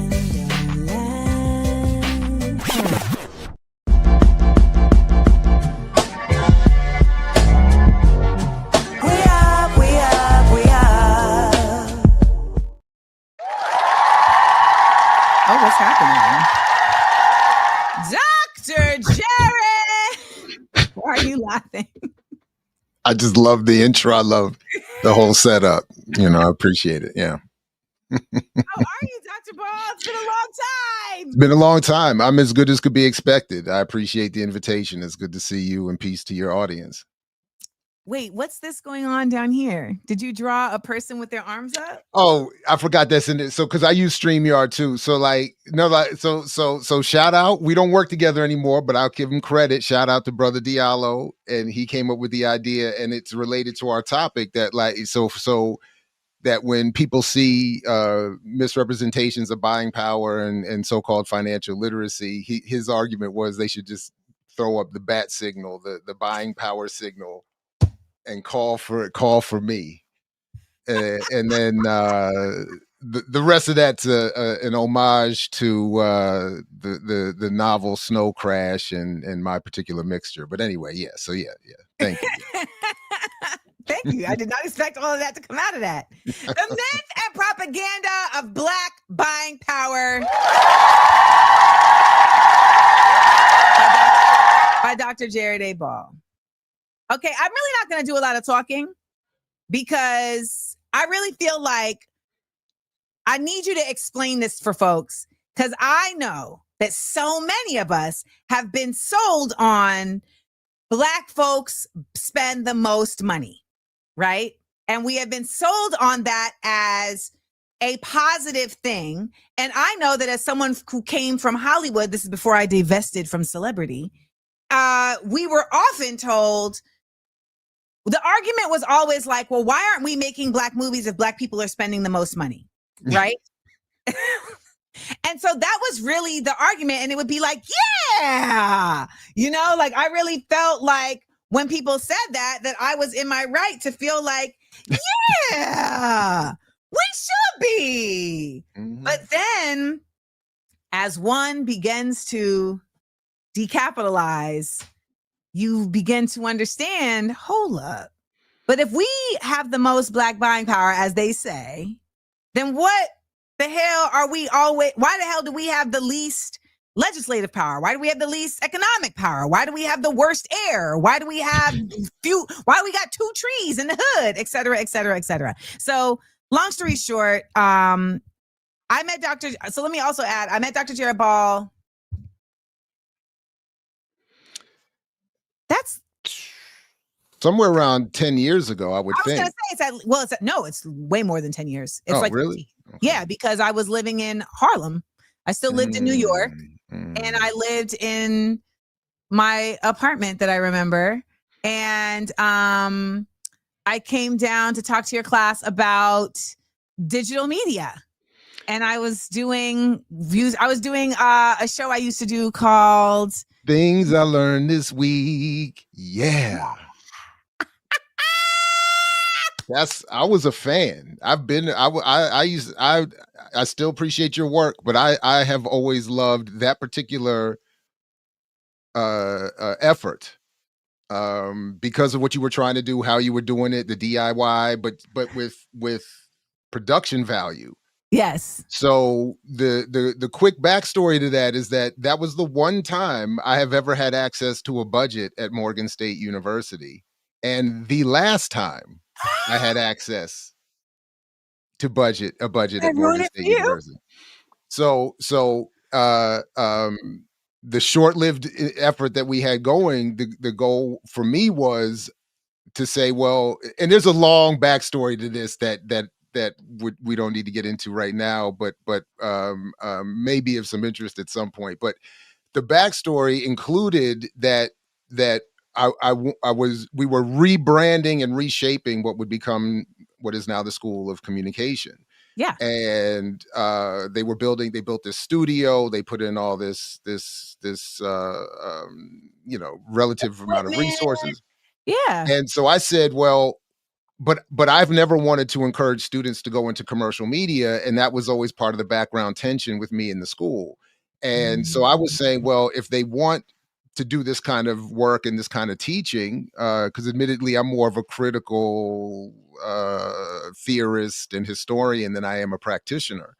And so I said, well, fine. Well, I want to feature Black people, and specifically Black women, who are doing a version of media in this digital media space that is something left of more substantive than, and something that we could also reproduce. I mean, we don't have CNN, MSNBC. Right. So I was like, so I just thought what you were doing was great. So I said, let's bring you down and have you engage with the students. And it went very well. To this day, I think it's one of Bear TV's still most viewed. Yay! But then why'd they take the budget? That's a long story that has something to do with what we're talking about today, but it has more to do with me and my politics. Is it my fault? Not real. No. Okay. You did a great job, I think, but you were an emblem or a symbol of what was at core a problem for me and the administration and the new leadership that they were bringing in. And so it wasn't that you did anything wrong. It was, from their point of view, misapply and misappropriate resources to do things that were not in their interest. This explains why a year later, I was supposed to come to Morgan, and the day before they canceled. The day before. That's interesting. But at that time, like, that was money that I needed. You know what I'm saying? Like, I needed that. Like, it wasn't like, oh, like, I'm gonna go buy me a Gucci bag. It was like, oh, I can pay the last 3 months rent that I hadn't paid now that I'm gonna do this appearance. And they canceled the day before. I don't have any information on that, but it would not surprise me to find out that there was some connection, because I think there was a when I pressed it, it was like, oh, there was a higher administrator who rescinded the invitation. They didn't know you were coming. Now they know you're coming, and they want to use the budget for something else. And I was like, what do you mean? Listen, other than the gracious time you're affording me to talk about my book, I am going to shamelessly promote this project and invite you and anyone else who would want to participate as a respondent to just go to imixwhatilike.org, scroll to the bottom, and check out my Not a Different World HBCU memoir research project. Because I think a lot of what is often promoted as a different world, pun intended, particularly for those of us of a certain generation and TV memory, is not. And there's a lot of unfortunate political overlap between white dominant institutions and Is it .org or .com?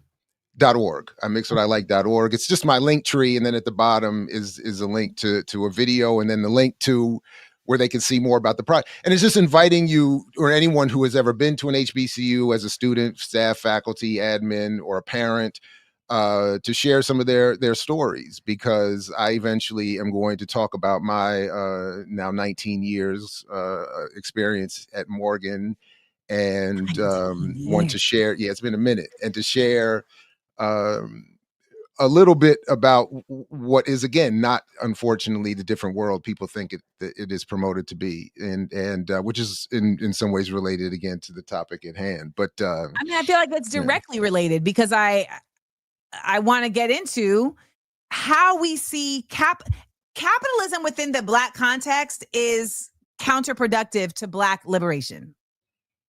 So when we see HBCUs that are operating within the same capitalist framework as private white institutions, predominantly white institutions, you just got Blacks in the same situation, but with less money, more politics, etc. So talk to us. What is the myth of Black buying power?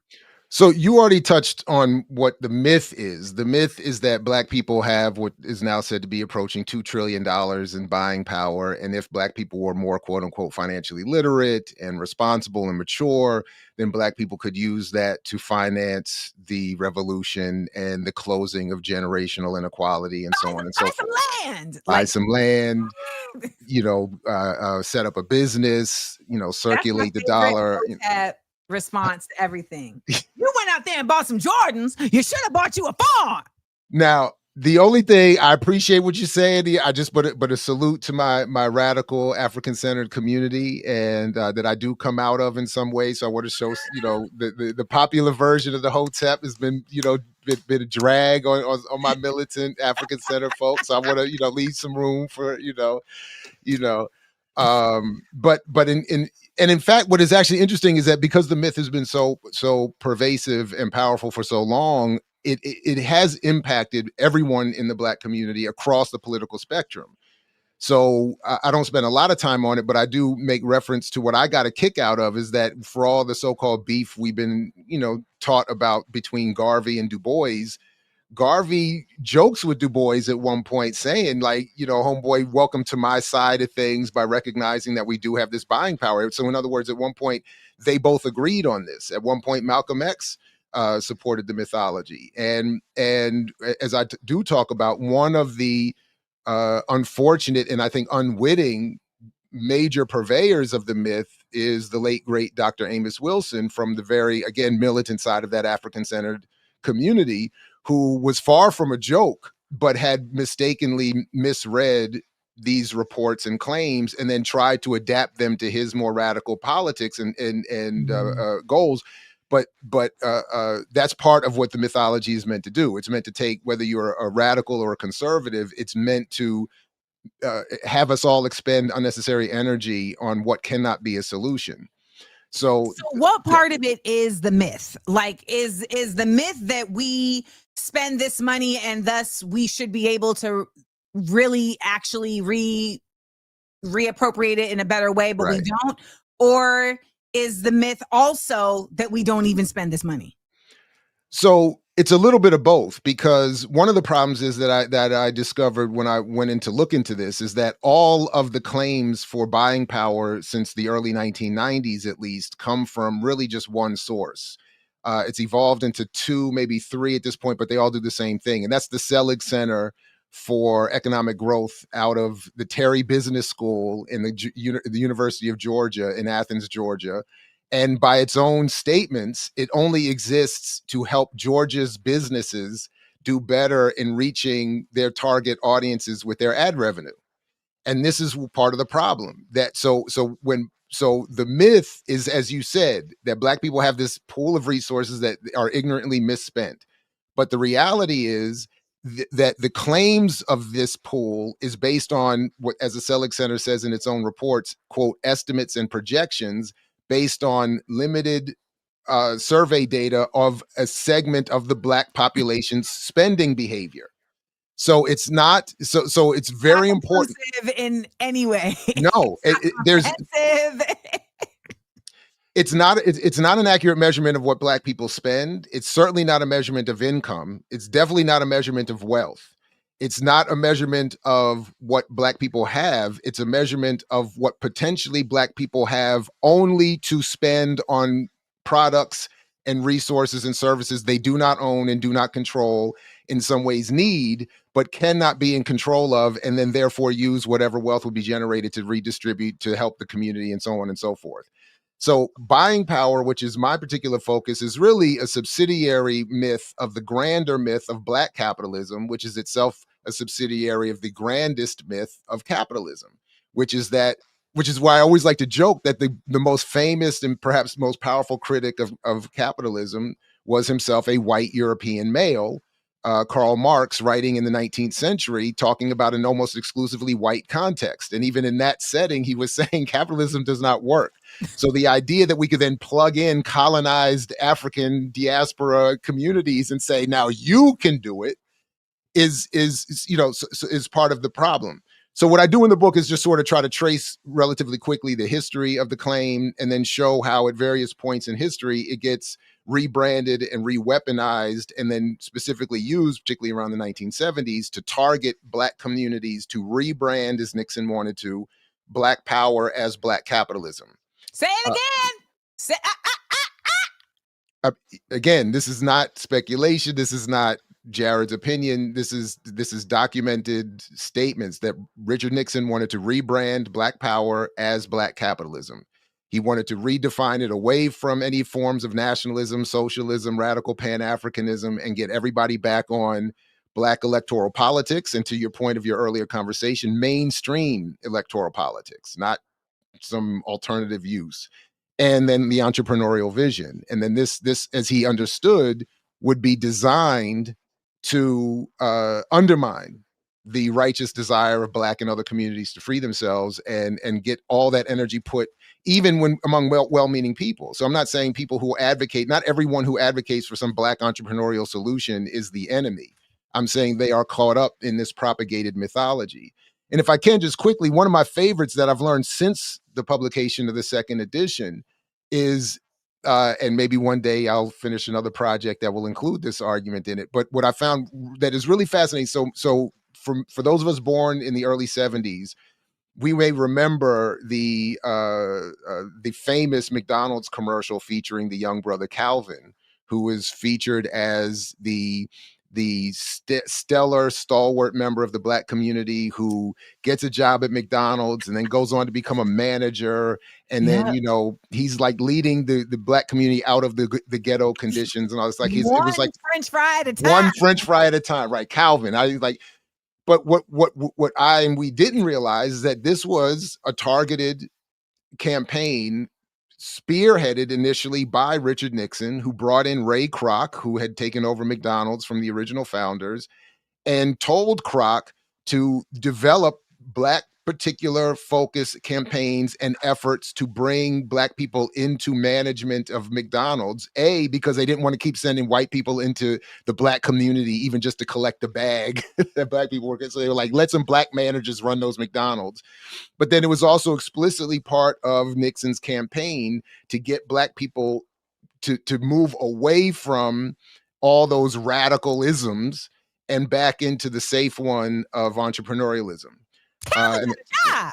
Did you hear? Calvin got a job. Exactly. So a lot of us will remember that a version, like, because it was such a powerful and long running thing, but versions of that just exist. And then by today, in this more consolidated and powerful and penetrative and pervasive media environment, it is more easy to promote various forms of entrepreneurialism. So what I do try to track in the book is just, so this is where the myth came from. It had its own different set of origins, which themselves have everything to do with managing labor and suppressing dissent. And, how do we figure out how much to pay people so that they'll continue to work and not, rebel, but then not have enough money to actually not need the job. So it's all about managing exploitation and the contradictions of labor. And I then knew you was gonna piss me off. I knew. I told y'all. I said Jared Ball's gonna come on here and he's gonna piss all of us off. He's gonna. I knew it. I have guests on here every week who just piss us off because I don't mean to cut you off, but I'm actually cutting you off. Is because like how things instinctually, and then it's confirmed. That's why we need scholars, etc. By the way, y'all, because like the affirmation also drives you to keep doing the work that you're doing because it also affirms for you that you're not freaking crazy in the midst of being gaslit. But I've always known intrinsically that there is an effort to push me away from being radical. Like there's a very clear effort, right? And then I've come through the school system and I was really good at school, right? And I've come through the higher education system and I did the masters and all the things, but it was still always like, yeah, but like, why don't you go and get a job? Like, you don't need to, be like a rabble rouser, et cetera, et cetera. And as I've grown and matured and done more research, you also realize you're like, okay, so this clearly the effort to end Black radicalism aligns with the explosion of Black excellence. And you see Black excellence and you think Black radicalism, but if you are an actual Black radical, you know that is not Black radicalism. No, Kwame Ture was very clear. Black visibility is not Black power. I mean, it's a great Ruha Benjamin, Black faces in high places will not save us. That's right. And from the white capitalist perspective, William F. Buckley said of the Rockefeller plan to encourage Black capitalism, scattered success breeds universal hope. So, yeah, I mean, so this is, I mean, they're very clear. So like, this is, so one of the few benefits that I've always pointed to about getting the PhD in media studies is that it allowed me to sit down and in an organized way study the history of the field of mass communication, which is really a study in the origins of US propaganda and psychological warfare if conducted properly. So, there was a little struggle around that too, which led to similar bumps in the road for me, but whatever. But really what I'm saying that to say that we should never be surprised or give undue credit to the amount of effort, time, energy, money, resources spent by the ruling elite in trying to figure out all the various ways to manage a population they very much intend to exploit. So one of the founders of that U.S. field of mass communications research, Harold Laswell, said something to the effect that the goal of propaganda is not, of course, to change the conditions of the community, but to change people's attitudes to those conditions.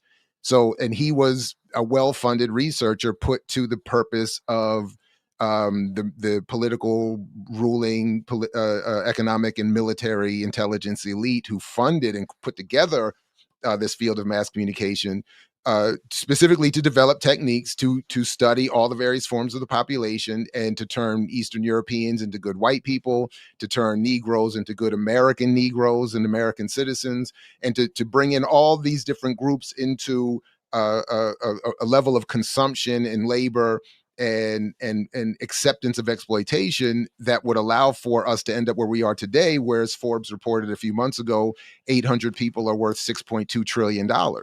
How do you have a situation like that unless you, as from their point of view, engage in what they call communication as domination or create all the different euphemisms? I'm sorry? Media is king. Oh, yeah, absolutely. When we see these No Kings protests, I'm like, y'all protesting the wrong king. You need to be protesting mainstream media. That's the king. I mean, that you make a good point in insofar as I understand it, at least, that part of the problem with many of these protests, including the disparate liberal politics that are sprinkled throughout it, is that there is an intent to, by design, give them no political outlet. So that's why I think it's important that you and others engage in these conversations about so-called third and alternative parties, or various or different ways of engaging electoral politics, however people want to do it, because that is, I think, part of the goal here, to limit the radical aspirations and what are considered options by Black and many other people who have a very obvious and righteous, justifiable complaint about what's going on, but really don't know exactly what to do about it. And then if they can just be brought back in to support the next corporate militarist Democrat, from the perspective of those who rule, it's a, you know, an unthreatening gathering or set of gatherings and effort, you know. Connect this to Obama. So Barack Obama, for if folks remember, if have ever read the work of Paul Street and others, you know, Barack Obama was not a newcomer to anyone who was aware of the Democratic Party machinations going back into the early 1990s. I had the benefit at the time in the early 2000s of working with the late, both of them are now gone, Glenn Ford and Bruce Dixon at Black Agenda Report, who, Bruce in particular, coming out of Chicago, he knew the Chicago political scene. He had been a Panther. He had been in grassroots politics all his life. And he knew Obama and the crew that was funding him from going back, you know. So when he and others, and then Paul Street's work started coming out and all these other, you know, it was clear, as was said of Obama, much like what Nixon said of his efforts with Black capitalism, that Obama was, quote, Black, but not civil rights Black. And if folks remember when I used to watch the McLaughlin Group, and Eleanor Holmes Norton, I believe was the woman, her name, I think. Not Eleanor Holmes Norton, that's what I'm thinking. Eleanor, not the Black politician, the white woman journalist, Eleanor Clift, something like that. She was the regular white woman guest on the panel, or journalist on the panel.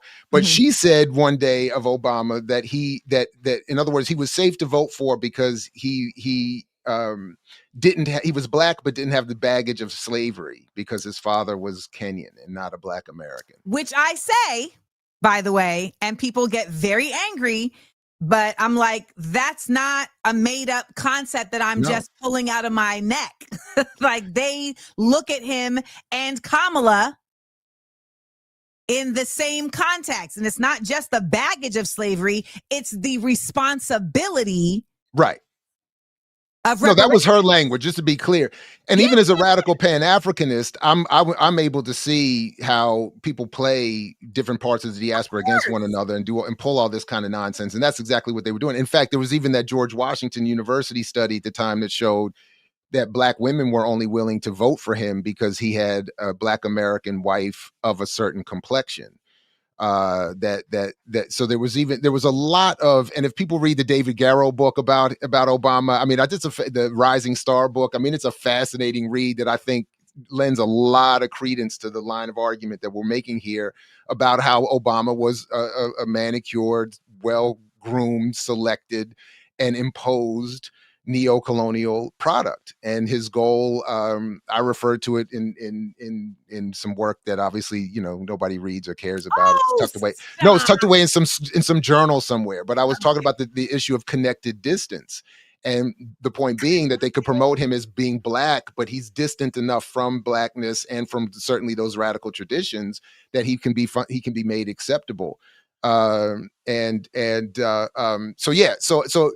Obama was the point being, and it was even written about. Andrew Sullivan, I remember at the time, wrote about it in one of the white conservative, you know, that imagine what this country can get away with when the bombs are being dropped by a Black president. You know, like there was all this and then he of course was deployed. He went throughout the African continent to tell continental Africans, you know, the problem isn't imperialism and colonialism, it's your corrupt leadership. Then he went to North Africa to speak to the Muslims and say, you don't need violence to free yourselves. You know, look at the United States and how we freed ourselves with nonviolence and all this other kind of stuff. Like he did all of the things, meanwhile deporting more people than his predecessor, and in some cases Trump after him, and other stuff like that. You know, he expanded war and drone warfare. He expanded the gap between rich and poor. He was the most heavily funded Wall Street candidate in the history of politicians up until that point. So he was not. He immediately got rid of. I remember immediately, like my big thing was watch how fast he moves away from the Employee Free Choice Act, and he never said it again, denying encouragement for people to unionize. He, you know, I mean, he got rid of Tom Daschle, who was the last Democrat who said anything positive about universal health care. Yeah. Like he immediately was like, so, you know, and then he brings us in this Republican health care plan that everybody is still wedded to, and that people allegedly, some are about to be on trial, have responded to in some interesting ways. Well, catch me up. Well, I didn't want to disrespect your stream by overdoing it, but I was making a reference to the alleged actions of Luigi Mangione, that what he was allegedly responding to, and I did read the book that he was allegedly referring to when in the inscriptions on his bullet casings, deny, defend, deflect, or whatever. Yeah. I mean, he's responding. You know, the book lays out very clearly.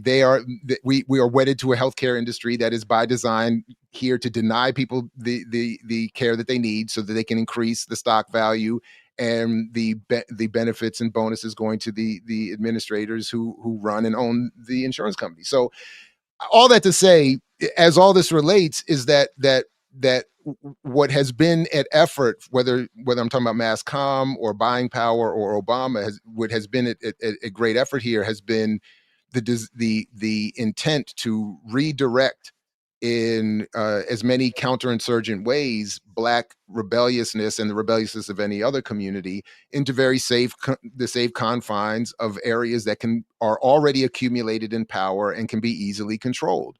And as the 2014 Princeton study showed, this country is not a democracy. It is electorally beneficial only to the oligopoly or the oligarchy that own the country. So by having everybody come back, and when Bruce Dixon, I mean, this is what Bruce was right in describing Bernie Sanders even as a sheepdog for the Democratic Party. Ugh.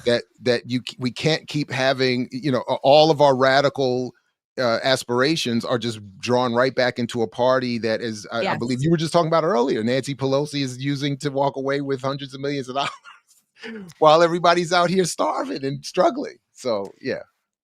Anyway. So when we talk about the myth of the Black buying power, right? The second part of it was the myth that if Black people just had economic, the one that drives me crazy is if we just had financial literacy, we would see. Listen. I don't mean to overimpose this welcome you're giving me, but please, at some point, why do you keep saying that? I don't know. I don't know. I seem like somebody that would pretend? No. I don't think you're pretending. I'm just saying I don't want to ruin. I don't want to. No. I don't want to. You've opened a door, and I don't want to close it behind me. I would close it. I would be like, okay, you're right. So fair enough. So fair enough. Absolutely. So I apologize for that device. But listen, please check out the work of future Dr. Erica Brown, and she's a co-host of, first of all, a great podcast on our collaborative effort, Black Liberation Media. But she co-hosts a great show called Brokish, where she and her co-host Amber talk about Black economics. But future Dr. Erica Brown, who is on her way working on her PhD in studying the history of this claim around financial literacy, has done a better job, or is doing, I think, a better job of dispelling this mythology than I've done with buying power. But it's a very similar.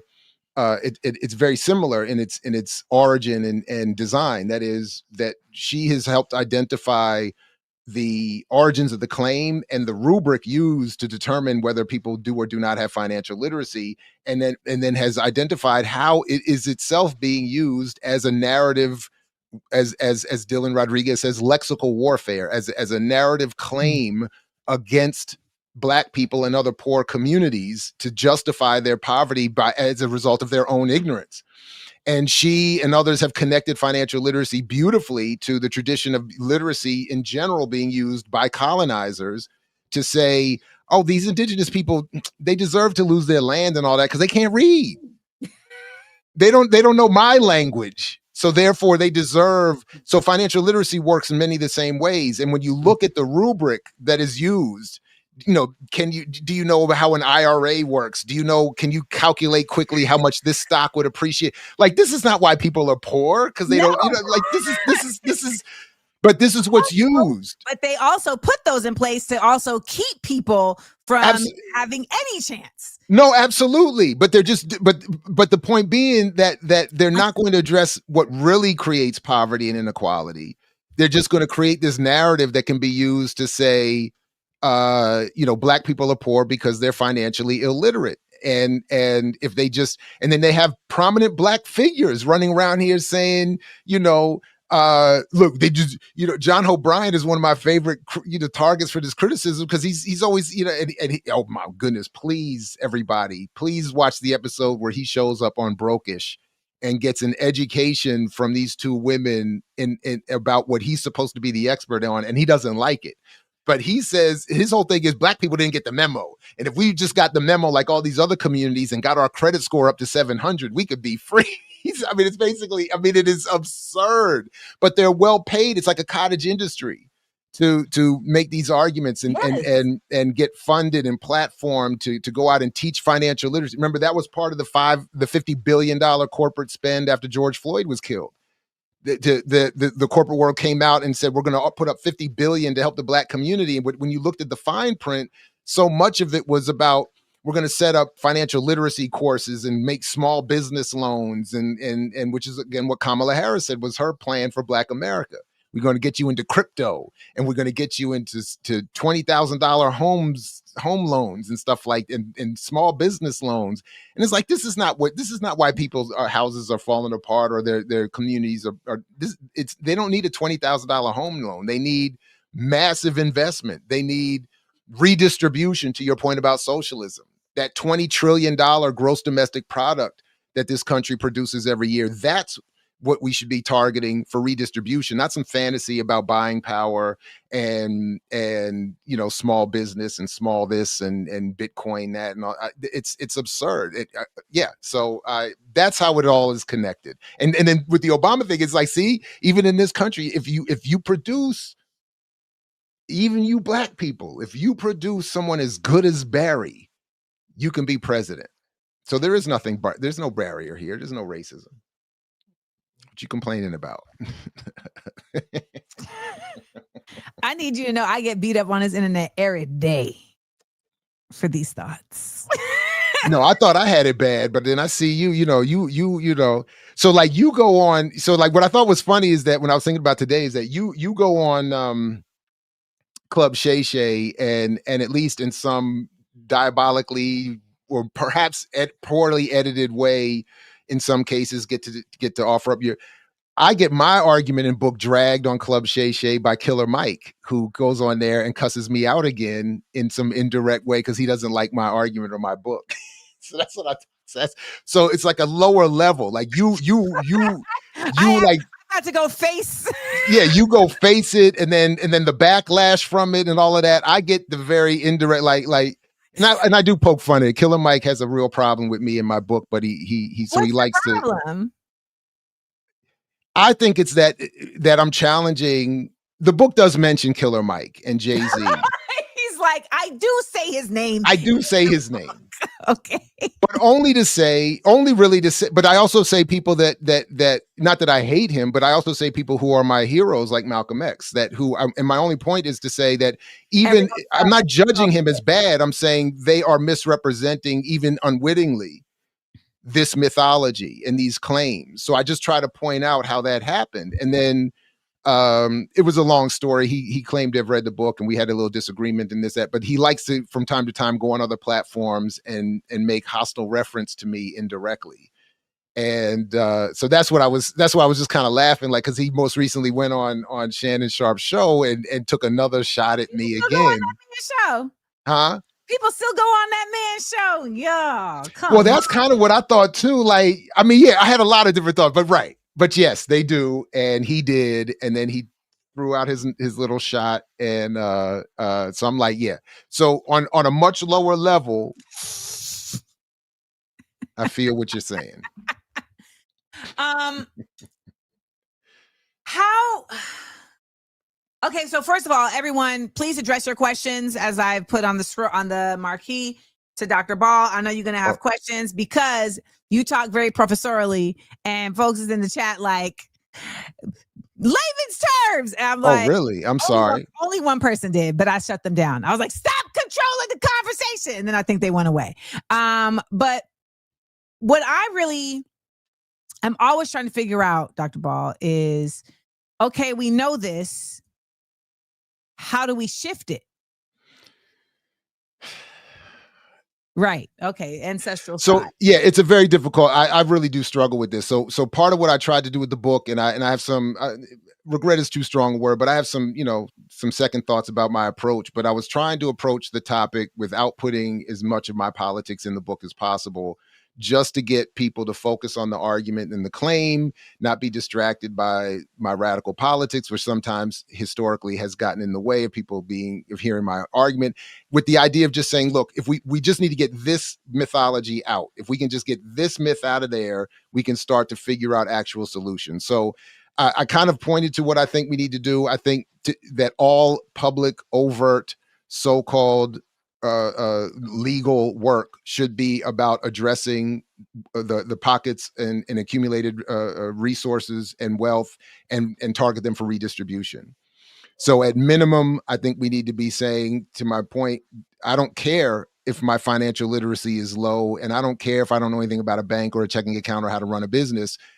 By simply paying bills, existing, going shopping, going to work, I have helped contribute to this $20+ trillion gross domestic product. And I want my cut. I want some free healthcare. I want my housing decent. I want some good education, some good food. I want some vacation time. I want my wage increases. All of these things should be part of that. And whenever people say we don't have the money for it, yes, we do. We have $20+ trillion. We have 800 people worth $6 trillion. That level of inequality is just inexcusable and unnecessary. And I've already contributed to it. Whether I own the pizzeria, whether I'm buying the piece of pizza, if that exchange doesn't happen, nobody's making money. So stop treating me as a consumer in a 70% consumer-based economy as if I'm somehow the problem, and stop telling me not to go buy my $10 latte, and stop telling me to I can't get my hair done anymore, but stop telling me not to get my hair done. Stop telling me not to get whatever we're told. They say don't buy fronts and your rims and your clothes and your $200 Stop telling me that, because if I don't do that, the economy falls. If I don't do that, people who work at Foot Locker don't have a job, and the nail salon doesn't have a job, and the hair care people don't have a job. Right. So the issue isn't that I'm spending. The issue is that all the wealth that's being created from this spending gets walked away with a handful of people. And so I want us to get, so that's why I'm saying, we need to join organizations, become more politically radical. We need to become more offline in some of these discussions. But in terms of online, overt public conversation, I want some redistribution. As I keep joking, I know it's an older reference now, but I'm very Frank White with it. If there's a nickel bag being sold in the park, I want my cut. And if there's money being made in this country, I want my cut. I've already contributed. We've all already contributed. So stop acting like I'm asking for something that's undue. So that's why, and I think that if we get past some of this mythology, if we learn more about how the economy works and how we're being exploited, I think more beautiful and sustainable solutions will be developed. So, I want to that point, someone here said, okay, I agree, but if you give us large sums of money and we spend it on Louis, Prada, Gucci, and no land or investment in ourselves, and we are at zero again, how is that not a need for some kind of literacy? And so but I think the operative part here is some kind of literacy, right? So like financial literacy, whenever we are, so I'm gonna say this and you tell me if you agree or not. Financial literacy, whenever it's provided, is always within the context of capitalism. It's always in the context of how do I just make myself win? It never is in the context of how do I understand the ways in which the economy of my community is being taken and shift that to make a community economy that actually grows, right? So like that is the literacy that Black people would need. And that is not the literacy that is provided whenever we are given quote unquote financial literacy. Am I right? I think at least in part, you're right. I would want to only add that I think actual financial literacy would be to fully explain again how the economy works and our relationship to it and what then could be really done about it. So for instance, with the example of, look, again, that was sort of my point. If people stop buying all the Gucci and the bags and all of that, then the economy starts to collapse. And the people who work in those stores and the people who work in the trucking shipping lines that bring the products to those stores, everybody loses jobs. So, and the people who work in the store, everybody loses. So you don't want people, at least in this economy, the argument shouldn't be stop spending. The claim then that we should use that money and buy land is also part of the mythology. If as I reference in my book, there's only, I think it was 4 or maybe 5 white men that own more land in this country than all Black people combined. Ted Turner has all the land. So like there ain't no land to buy. And then when you buy the land, again, this is on the assumption that Black people have this 1.8 or $2 trillion and that this is one pool of resource that could be organized. And then this Black elected officials who would run this fund would then say, we'll buy this plot. So that's not how it works. Secondly, for most people, including businesses, to buy land, you need investment or a loan from another major white, mostly bank or institution. And then you're paying taxes to a white government, and you're paying money to white-owned electric companies and garage door opener companies, and like everything is like anyway. So and then even if you buy farm, sorry. The money is still going out. It's still going out. And then if you buy farmland, what crop are you going to get enough investment in to produce enough of, to sell enough of to enough people to then create enough wealth? So again, that's all part of the mythology. Again, it also suggests that Black people are poor because Black people spent too much time buying bags and clothes and not buying land. And that's not why Black people are poor. And that's not how rich people or white rich people or any rich people got rich. So that's part of the misunderstanding of the economy. So I that's why I'm saying we have to really get past this mythology before we can start developing sound, logical responses and plans. Now, you could always say again, yes, if I only have a few dollars left and the lights are about to be cut off, okay, fine. It would be more responsible to pay the light bill tonight or today and then go hang out with the next check. That's fine. But that's not why people are in that position in the first place. And that's really the only point I'm trying to make. We could all be a little more whatever, but I don't want to have to be super responsible and frugal just to have health care or just to have a decent place to live when I've already contributed to a society that it produces $20 trillion a year for those who actually own the economy. And it's the same argument that the issue with the climate is because of the individual carbon footprint of, people not recycling their Coke cans and not the actual corporations who are contributing daily on a regular basis to the use of fossil fuels and emissions, et cetera. Listen, I was in Desert Storm in 19 whatever. Like in the Army?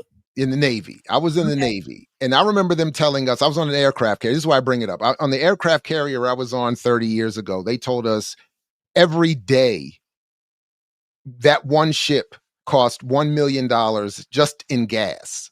It spent $1 million a day just in gas. So that's 30 years ago for one ship I'm not interested, to your point about being told to close my window or close the refrigerator faster when Right. they're out here.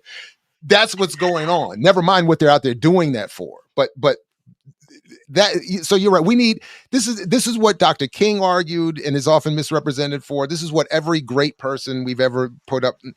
There needs to be massive investment and reformation of the society if we want to actually address this inequality. If everything else is, at the end of the day, smoke and mirrors and propagated nonsense. So that's so that's why I always ask, always more than ever, we need to really, as a former professor of mine used to say, interrogate our preferences. How do you know what you know, and why do you like what you like? No society in human history has put more effort and has had more capability of shaping those two answers than ever. And so I'm not saying we need to change anything, but just ask yourself, how did I reach that conclusion? Because what is often the case where we started, we're working off of mythology and misunderstanding and an absence of data, and it just so easily becomes regurgitated mythology. And again, just look how often I get a Google alert almost every day on buying power. Look how often or how rare, if anybody ever looks, that you see a citation for the claim. People just say it all the time. We got 2 trillion in buying power. Why aren't we doing? Where did you get that from?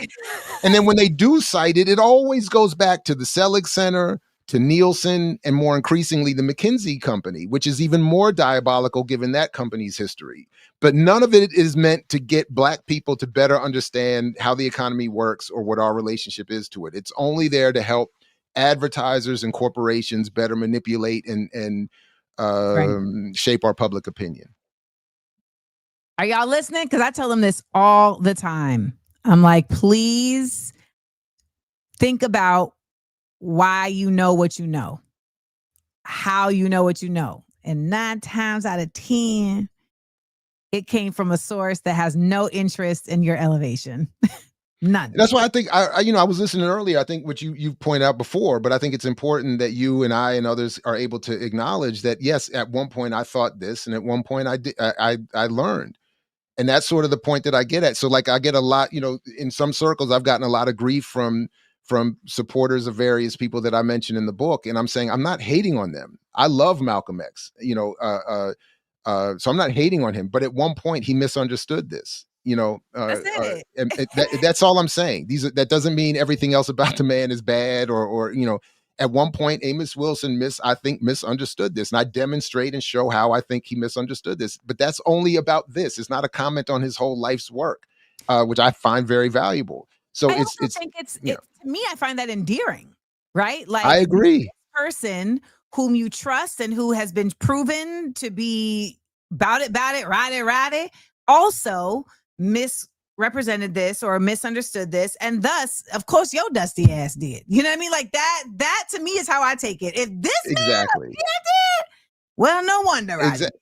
So the only luminary, I do like to shout him out for this and other things. The only luminary that I could come up with that was always right on this point was George Jackson, who pointed out in his own work that he called it out. They call it purchasing power, and then they raise the cost of everything, so it don't mean nothing.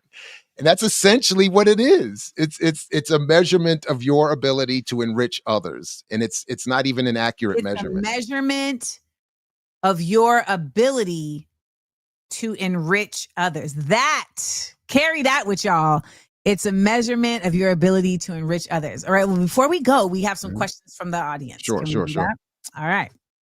So Fatima says, Mr. Ball, do you see a distinction between individual wealth accumulation and collective economic power? How should we think about that tension? Well, the tension is that whatever we as individuals accumulate it's almost like a zero-sum game. It has no positive impact on the rest of the community. So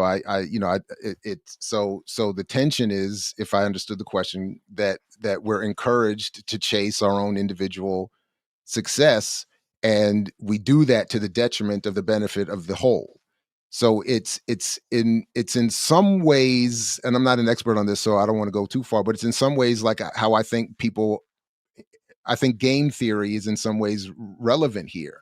That is that rather, long story short, rather than working together so that everybody achieves the better conclusion option, we are, with the encouragement of massive amounts of propaganda, to struggle individually and to achieve our own individual benefit. That's why I even hate that whole thing of if you want to change the world, start with the person in the mirror. Like, I get the sentiment, but what bothers me about it is that it denies the collective need. It denies the collective organizational need and the collective movement need, and the need to work with and convince others, and in some ways to challenge others, which is one of the reasons why I think sometimes my argument has a little bit of a hard time finding a hold, because it says that I can't just do better financially and have that mean something for the collective.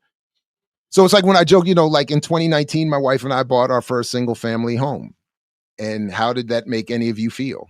And how did that affect any of you? like, Well, I think some would argue, well, individual gain, and I'm just individual, if you can take care of yourself, then you don't require anybody to take care of you. Or if people can take care of themselves, then they're not going to feel compelled to theft or to crime. Well, on some level, that's true. And that was part of why Dr. King advocated for a universal income. And but to the limits of even that level of relative liberalism, Nixon advocated for the same thing for different reasons. Nixon wanted universal income so that they could reduce the social safety net and the importance that people would, the value people would hold for government. Mm-hmm. And King was, of course, saying, yeah, but everybody should benefit more from what the wealth produced for the government, and it would reduce in some ways people's tendency to commit crime. Like, yes. I would joke all the time, I'm a perfect example. I grew up in the lower end of the suburbs, the lower end of the income end of the suburbs. And as soon as I got kicked out of the house, it was jobless and homeless. It took me, I immediately went to crime. Immediately was a criminal. Immediately criminal activity. Now, I was terrible at it, which is how I ended up in the Navy, but that's a whole other thing. But immediately. And so like I can always think of that example anecdotally as this is what happens. Like, I wasn't desirous of being that way, but as soon as I did not have somewhere to go that night, it was like, oh no, something's happening. Somebody got to come off of something, so if you extrapolate from that, of course. But so that's what, but that's really the point that and then it also, I think, gets us to misunderstand how society works. There is no, I did it by myself and I don't need anybody else. No. Even, like, we all need someone to be doing something somewhere else for us to have what we want, even when we're rich enough to pay for everything. So that's why I'm trying to get everybody, to the extent I can, back on this whole collective thing. Like, even the person doing the work we don't want to do is providing something for society, and therefore should benefit more from what society's accumulated resources afford. So yeah, somebody might have to do jobs we don't want to do, but they should also have to do it less to have more. They should have more, so whatever that job you don't want to do that it needs doing, let someone else do it. Maybe 3 or 4 people could be hired to do it, so everybody's paid more and works less, and then everybody has more time off, and then we could just start with that and then go from there. And this is what I've been talking about lately, is like, we have to actually think differently, y'all. Like, I feel like, there's ways in which things have been set up, and people are frustrated that those ways are not working anymore, right? Or they never really worked, but they're like completely falling into dysfunction.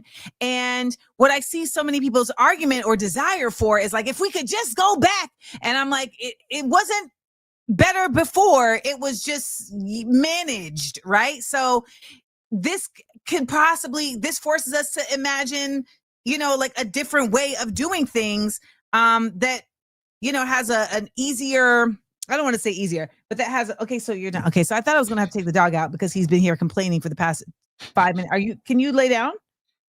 No, like, while you're talking, he's over here like this. I'm like, what's the issue? I hope it's not me. He's not No, responding to it's me. not you. But I just feel like there is something ripe about, okay, I will speak individually. Since like how you said you went to crime. Immediately. That man said it's the immediately with your eyebrows raised. All of us believe you. Like, he's like, no, I stepped outside and said, I'm robbing you. Okay. I feel like when I'm in lack, I'm at my most imaginative. Like I come up with that, like it's innovation, necessity breeds innovation. Like I am incredibly innovative when I am in lack. I have not gone to crime, but I end up going to like my hands. Like, okay, what can I make? What can I make? And that's how I ended up, selling hand painted bags on MySpace and to try to pay rent. And I still got one of your paintings downstairs. I just don't have that multi-level because you sold one when you came to Morgan. I bought one from you when you came to Morgan. Can you go get it? Actually, I can't, and that's because we have guests, and that's a whole other thing. So I can't at the moment. I should have. I should have. Because I want to know what pace it is. It's. I want to say it's you DJing. It's a woman DJing. Is it? Yeah. I done painted so many things. I can't even remember. Like people will show me paintings. I'm like, I did that. So yeah, I should have. Yeah, actually, I should have had it ready because it is downstairs. But I didn't think of it till just now. But that's really it. I don't have because I know you poetry, rhyming, DJing, comedy. I've done many things only to come back to basically selling pins on Instagram, which is basically MySpace, and talking for free, teaching for free. That's essentially what's going down. We have another question though before you go. Sure. Dr. Ball, even though I said Dr. Ball, I keep calling you Mr. Ball, but it's fine. It's Mr. all right. Ball, what are your thoughts on the stock market, 401k matches, 529 for your kiddos' college? Like, how do we feel about these things? Look, all of that is so I'm not saying don't have forethought, don't be mature. We're putting money away for our kids. We all that kind of stuff. I'm not saying don't do all of that. All I'm saying is that's not why Black people are poor. Right. So that's all I'm saying. Not understanding a 401k and not doing all that has nothing to do with poverty. So if you want to do a 401k and tacitly support empire and the bombs dropping on kids in Gaza, go ahead. I'm doing it by default because money is taken out from my job by the state. So I'm all, but so I'm not, I would also say, as I note in the book, I think it's 1% of the population owns more than half the stock. So stock is not a solution. Like it's not, we're not going to invest our way to equality and freedom. But if you're in the stock market, y'all, like you can't even escape being a part of, if you're in it at all, you cannot really escape being a part of, like you said, tacitly. You're BlackRock owns like the whole thing. That's what I'm saying. That's what I'm saying. So like, like do your thing. Like if the first time that I had a business manager, this is when I was in Hollywood and whatnot, everybody gets a business manager. So I'm doing the thing that everyone told me I'm supposed to do, right? So I get the business manager and they're like, we're going to put you in mutual funds and we're going to get you a SEP IRA. And you're like, yeah, I mean, this is what you're supposed to do. All right, I'm going to do it. Like I am a big believer in this is not my expertise and this is your expertise. So I'm going to listen to you. So I'm with them doing that, whatever. Then some whole thing happened and I ended up going to a different business manager. The whole thing that happened was I got scammed by people in China. Oh, wow. I got scammed, but the business manager did not protect me from getting scammed. Oh. And I was like, you need to come up off this scam money. Like you told me to send that check. You told me to. I said, did the money come? And you said, yes, let's send the check. And it hadn't. And now all of a sudden you want me to read the fine print. You're supposed to be the expert. That's the reason why you get a cut. That's right. Exactly. So long story short, I end up getting a new financial advisor, a brother. And he's like, hey, so You know, some of these mutual funds is private prisons. What are you talking about? Yeah, I mean, look. So that's why that look. So I'm not. This is why. By the way, this is the same thing. You know, it's the same thing in terms of my in other area media criticism about. So that's what I'm saying. I wasn't being critical of Jay-Z and Killer Mike or any other artist or any other person for. I'm not saying you're a bad. I'm saying the decisions we're making are being impacted by a set of ideas that have been imposed by design for a long time, all to keep us from radical politics. So that's it. We all I fall prey to it. I'm we're all caught up in this. I'm not saying I'm sitting above this, having solved everything. I'm just saying this is what's happening. We got to find a way to struggle against it and work around it or destroy it. And that's it. So, but what I am just emphatically wanting to reiterate and say again and again and again, Black people and no other community for that matter are poor because they don't know what a 401k is and don't know how to set up a bank account and all this other kind. That has nothing to do with the poverty. And it diverts the energy away from where the energy should be to actually get us out of that. I mean, sometimes I've tried to say, like in class, like imagine somebody's just standing there punching you in the face and then telling you, like if you knew how to do a roundhouse kick, exactly, or even keep it in the same context. If you had set up if you had invested more in your Roth IRA, I wouldn't be swinging on you like it doesn't make any sense. Like that's not why you're punching me in the face. Like and doing that's not going to stop you from punching me in the face. And that's sort of the point that I'm getting at. The reason propaganda is in the title of the book is because that's what it is. And I try to give some of the history and the context for the propaganda and the point of it and the function of it. But that's why it exists, to get people to and in this most insidious way, to have Black people blame ourselves, have Black people blame them, other Black people, for this horrific condition. And that's what I want to help stop. My last question for you is, what was the difference between the second edition and the first? Well, one, a little bit, a couple of tightenings of some arguments. And what was the time frame? Huh? What was the time frame? 2020 and 2023 in public. One of the big differences is that Derek Hamilton wrote the foreword to the second edition, and he's one of the leading Black economists in the country. And so I reached out to a lot of economists. Like, I'm not an economist, I'm a Black studies, media studies guy. So I'm only looking at the difference between what is said and what's the reality, the data. Yeah. So I'm like, help me out with the numbers.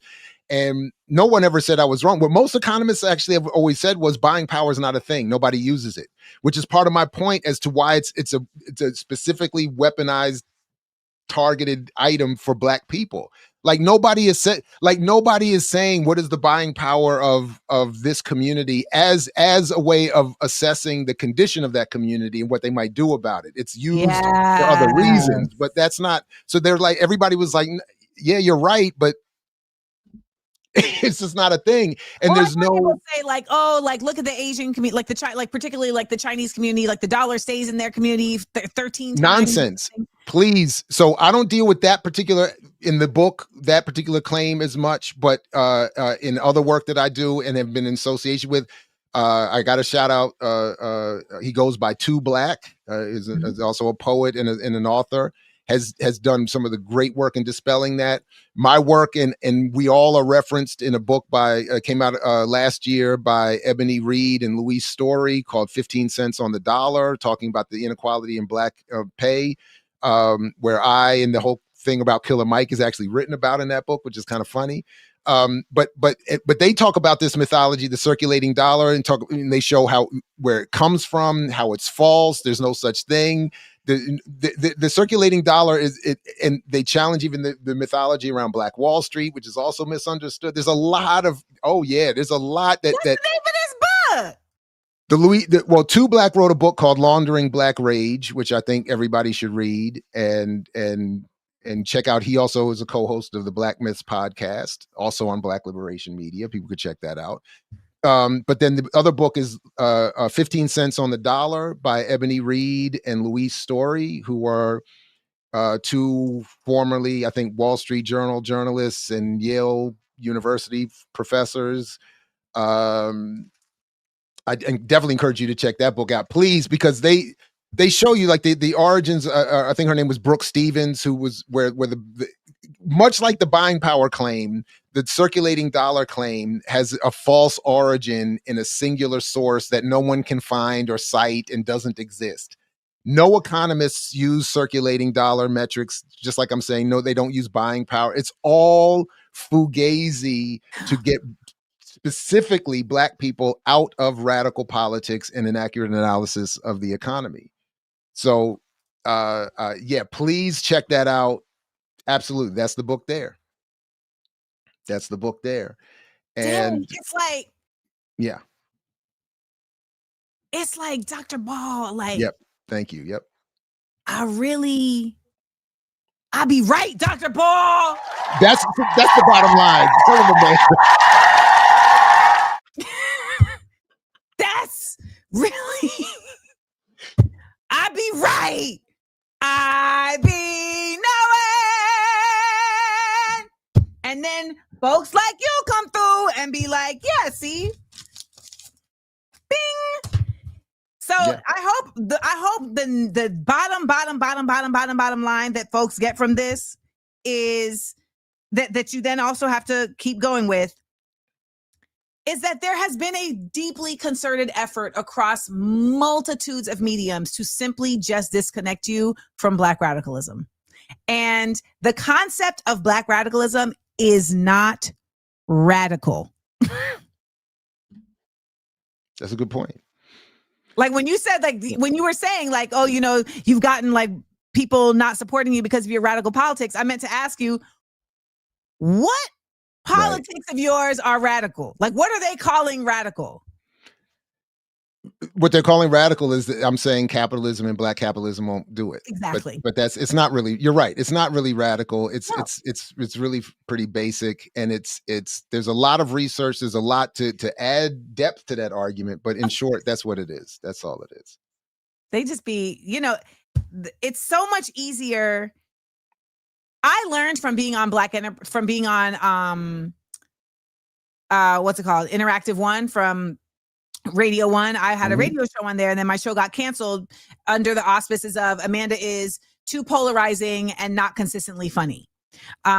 I know, though, that I was canceled, one, because I was pro-Palestine and unshakable with it, and two, because I was not willing to endorse Kamala blindly. Like, I was not going to tell everybody to vote for anybody because I don't endorse candidates. However, I was also going to call out Trump on a regular basis, as well as acknowledge when I felt that Kamala Harris was not showing up for the people that she was, you know, getting these votes for without question.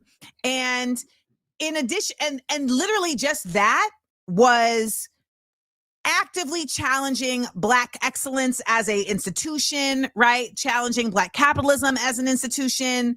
That became like counter to a company that peddles Blackness as their main, like that's their whole thing. We're Black. But listen, we'll be the Black people in your ad sales portfolio. What this society and others have learned from a long time ago is that it really doesn't matter what color or gender or sexual orientation the ownership of media are. It's the ad revenue that determines content. So you could have this very Black, very woman owning Radio One and TV One, and it does not change the content. It's not because she's a specifically horrible person. It's because even if she wanted to be a revolutionary, she cannot be and have any revenue to work with. Intuitive. Now, she is a conservative woman. I don't happen to agree with many of her politics. That is Kathy Hughes, and she many wasn't in the beginning. Like but it doesn't. But the point is, it doesn't matter. But that's how you preserve. Yeah, right? No, that's what I'm saying. If you tomorrow became the head of that entire network and operation, it would just be undermined and undercut with ad revenue. You would just lose all your ad revenue. And they'd be like, then they would turn around and say, and add to the list of things to complain about you that Amanda can't run a network. But and then there's also like, now see, your politics is what got all these people fired. I mean, what all these people laid off, et cetera, et cetera, et cetera. When to your point, all the research, and shout out to my co-host on Saturdays with Renee. Renee called this out at the beginning and got grief for it, but all the reports are showing now that Kamala really lost because of her stance on Gaza. So like again, I be knowing, because that's all I was saying, Dr. Ball. That's all I was saying. I was like, if she's gonna win, first of all, let's just contextualize this as if this was a legit election, right? Because let's just pretend. But I was like, you're gonna have to coalition to the left. Not to the right. You're going to have to coalition to the left. And people were like, shut up, Amanda Seals. Oh my God. Someone threatened to fight me. Someone knew who I knew in the past. Dr. Ball, she threatened to come to my house and I gave her my address because I am that girl. Damn, Amanda. Okay, wow. All right. Come to the crib. I thought I was wild. If you go, well, you're the one that did crime. So you already lived that life. I said, come to the crib. If you really own it, and she said, oh, you live too far because you ain't really on it like that. And by the time you would leave, it would be a reenactment of the scene at the end of Belly. Oh, damn. That's why I invite ops to come to my joints. Oh, damn. Come on. Let's talk. Because Tommy Bonds was there with the pistol. See, I knew you were coming. Who put that? Man, rest in peace to DMX. Rest in peace to D'Angelo, who's had a track featured on that in that movie. That's the spice, want the pie? Why is why till we fry? Produced by DJ Premier. Yep, absolutely. Shout out to Primo. Yes, I forget absolutely. who I'm dealing with right here. Absolutely. That's so no, absolutely. I've been there's a student at College Park that threatened to said, I know MMA next time I see you. And I was saying, I'll come through with the roundhouse because I got a roundhouse kick in my back pocket, both legs, left and right. I wish to be the cliche 20 years ago, maybe, but I got like 3 seconds of fight time in me before the ambulance is getting called for one of us. Wait, listen, one time, this is completely irrelevant. And now we're basically on a FaceTime that people are watching. But one time, this former manager, I was at an event. He tried to give me a hug and I was like, hey, we're not cool. We're not there yet. And so then he called me a bitch. Like literally and so my man at the time was like, come on, man, you can't do that. And now I got to go. So he was, but the age difference was 29 and 30 and 45. Okay. That was the age difference. So he was like, we got to go outside, babe. So he heads outside. Also, my man at the time is 6'3" and got out the pen like 6 months. So he's very trained up. Okay. And when they came back in, when he came back in by himself 20 minutes later, and I was like, what happened? He was like, man, this sat there for 20 minutes pretending to try to take his watch off. That's not a bad move. Hold up. He said the whole time. Hold up. He was like, we don't got to do this, man. Just go apologize to her. Like, we don't. He was like, I don't want to beat you up. I will beat you up. No, but I've been in that moment where you like, damn it, I gotta go out there. So now you got a new tactic. Hold up. This dang on. If I could just, that ass whooping's right there. Just, and then a car pulled up and he hopped in and skirted. That's what he's doing. He's typing on his pick me up quick. Trying to get this watch off. Got face to save. Like, oh man, Dr. Ball, it's a pleasure. It's been too long. It's all good. Yeah, you're right. And salute to you and your producer team. And thanks for the second chance because I missed the first email. Yeah, we hunted him down. But no, you didn't miss the first email. I've been trying to get to you. Okay, I done DM'd you, but you're in the world. You're living in the world. You have children. You have books to write. You're living in the world.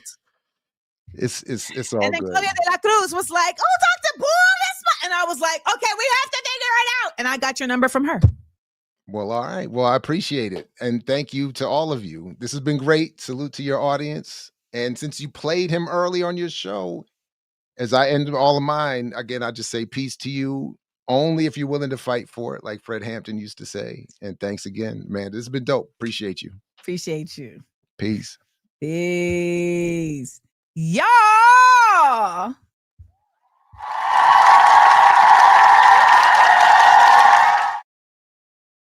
This is why when people be like, so what are you doing? I'm like, baby, I'm busy. I'm busy getting the people trained up, educated up, all right? Connected, armed up. So y'all got 3 books to go and get. Well, you got 4 books to go and get because you got to get Laundering Black Rage. You got to get The Myth and Propaganda of Black Buying Power. Okay? You got to get 15 cents on the dollar. And then you got to get... What would the ancestors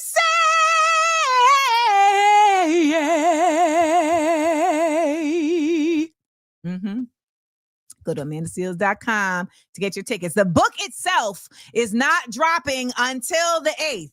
So right now, the book is only available if you're getting it with a ticket to the show or if you're getting it with, and it's a signed book. That's going to be the signed books. So if you want to get a signed copy of the book, you got to get a ticket to watch the show. That's just how it go, y'all. That's just how it go.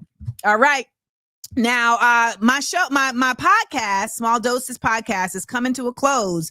We only got a few more episodes, and then it's going to be history, y'all. We did it for 8 years. But I want to tell y'all about this week's episode. And I think it's really, again, this imagination tool is so I feel like represented in what it needs to be and how it needs to be positioned. So that's why this week's episode, I feel like, is really important. Side effects of ancestral futures, seeding our ancestral futures. Biggest misconception you feel people have about seeding ancestral futures? All of our answers exist in the past, as in, like, if we just went back and we recreated the societies and how they function and their governance structures and what have you, if we just had never been interrupted, that everything would have been fine, or that we can just go back and fetch it, like Sankofa, go back and fetch it, go get the wisdom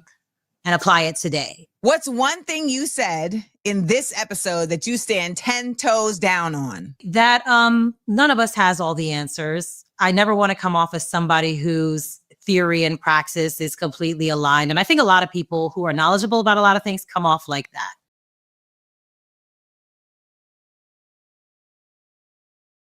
Yeah, like people think I come off like that. But, I think that's just perspective. Anyone who actually understands what I'm about doesn't think I come off like that. But people who definitely feel some type of way about their lack of knowledge are going to feel like I'm condescending to them. So, sorry. But shout out to Sophia Bazil. She's brilliant, Haitian, and definitely be about it. Okay, so let me just clear this up. I'm going to pray Charlemagne come through with that Black effect checked for you to continue. So I've been doing my podcast for 8 years.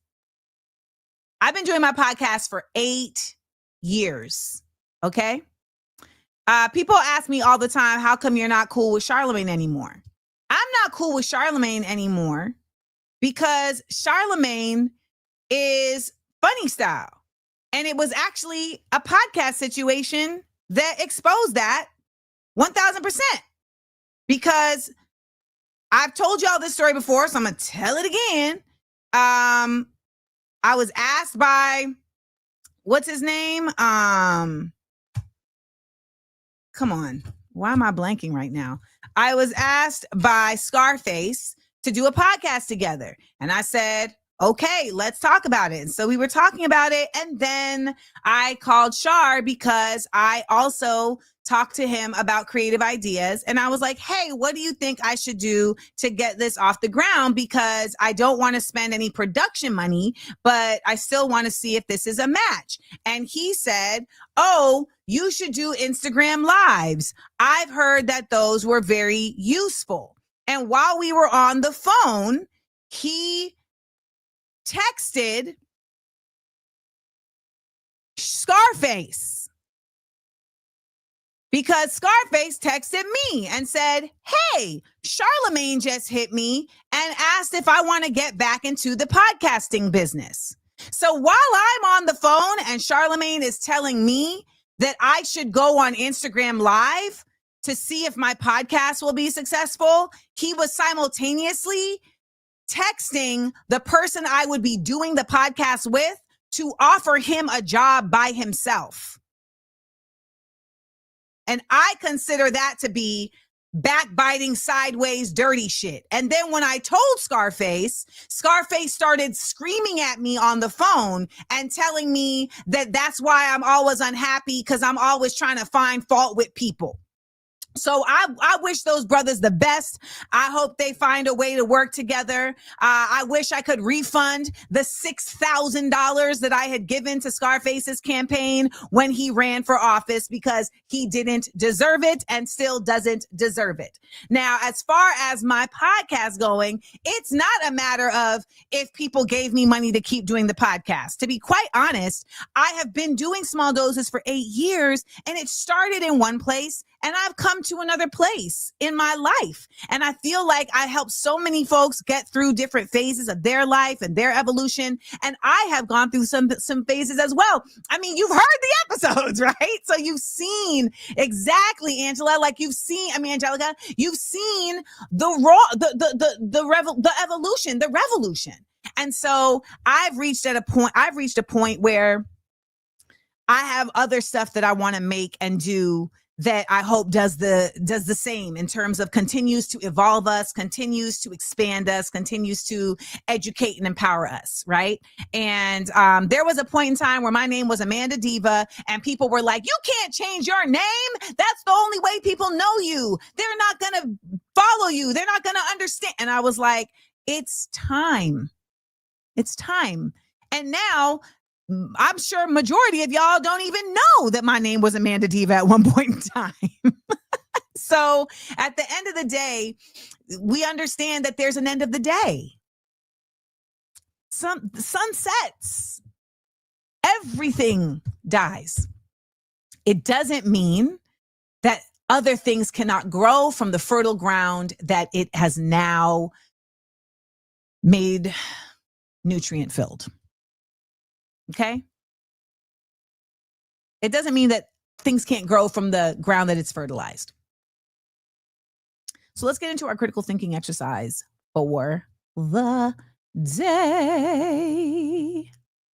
Amandaland. Let's get it.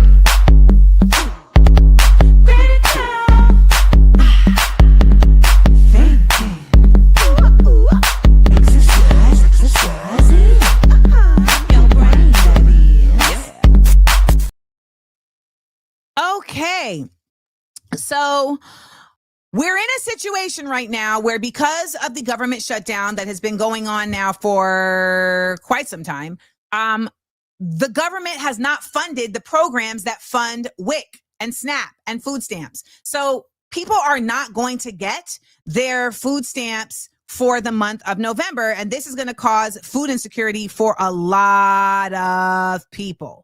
So the conversation that we need to be having is, how does the mutual aid show up to help support those who are going to be in need in this time? Thank you, Anarcata. Thank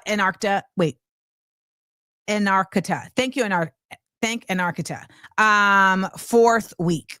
So we are in our fourth week of the government shutdown, and I am in complete agreement with you, Donna Townsend. The shutdown is by design, right? So the effort is to really actively throw this country into disarray. The effort is, of course, going to create more criminalization, which then, of course, leads to more folks being pulled into the prison industrial complex and the free labor force that is happening.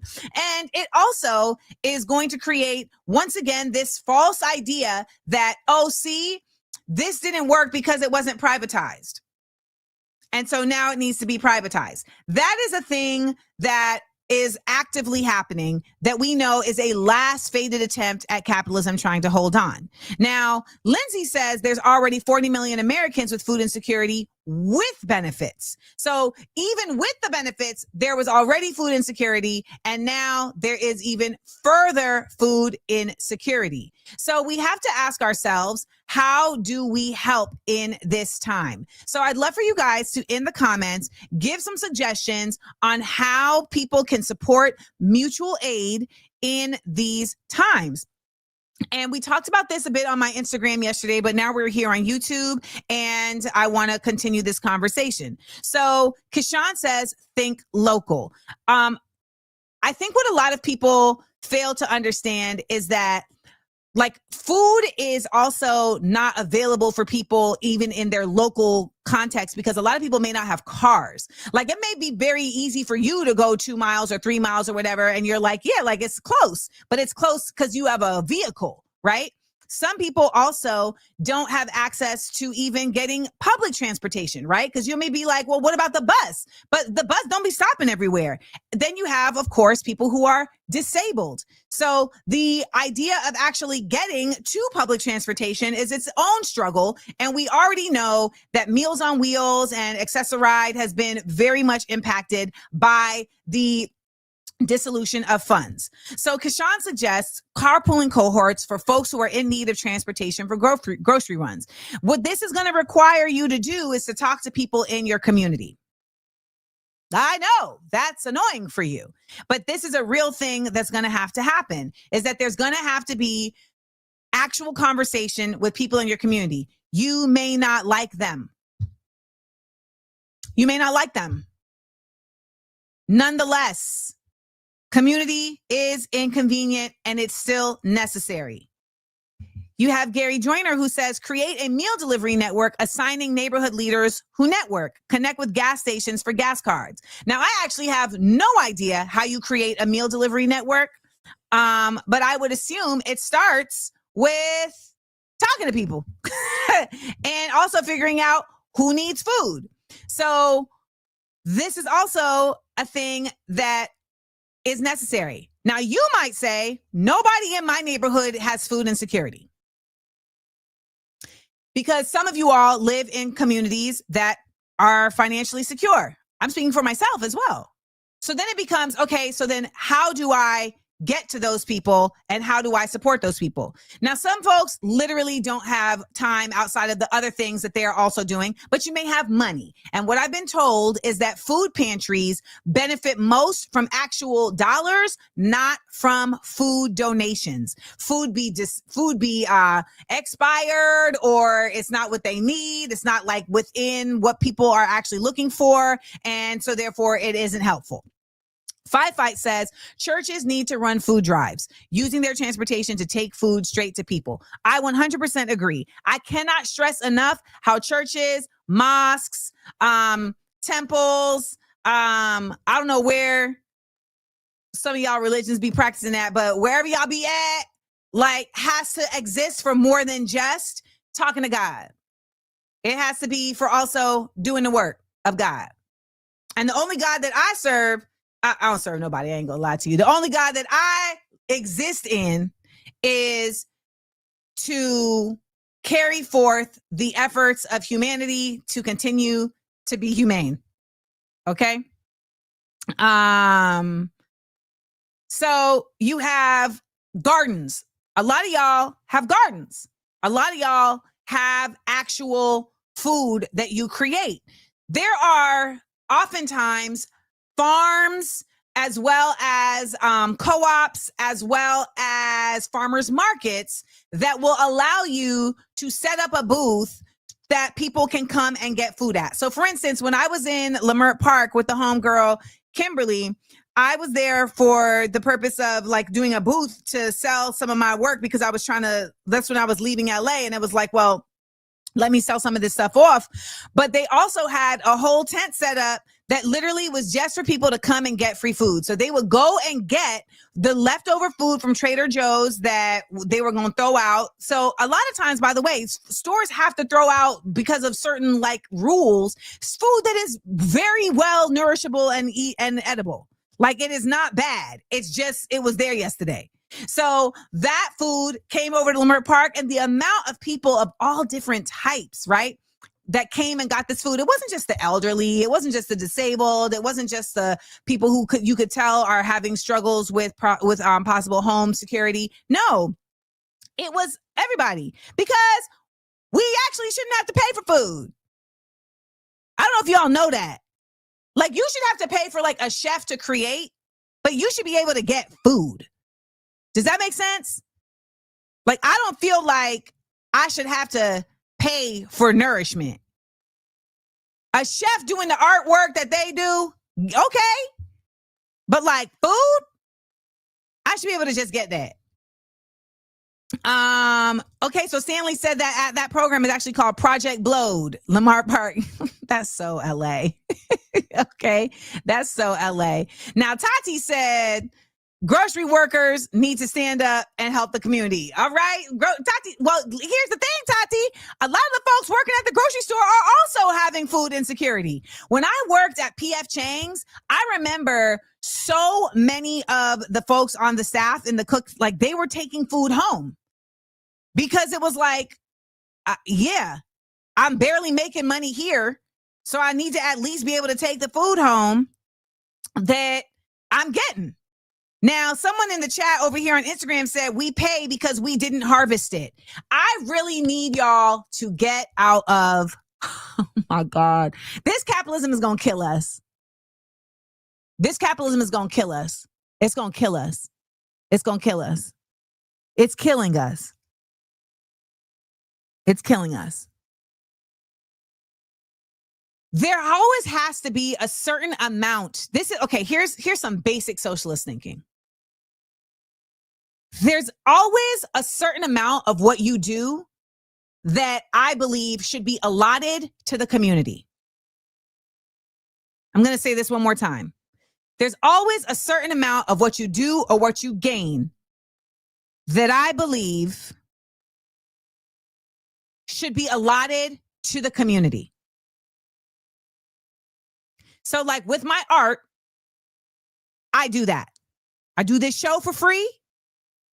I do Instagram for free. I do live shows for free. Even when I do my book tour, if you come, you don't got to buy a book.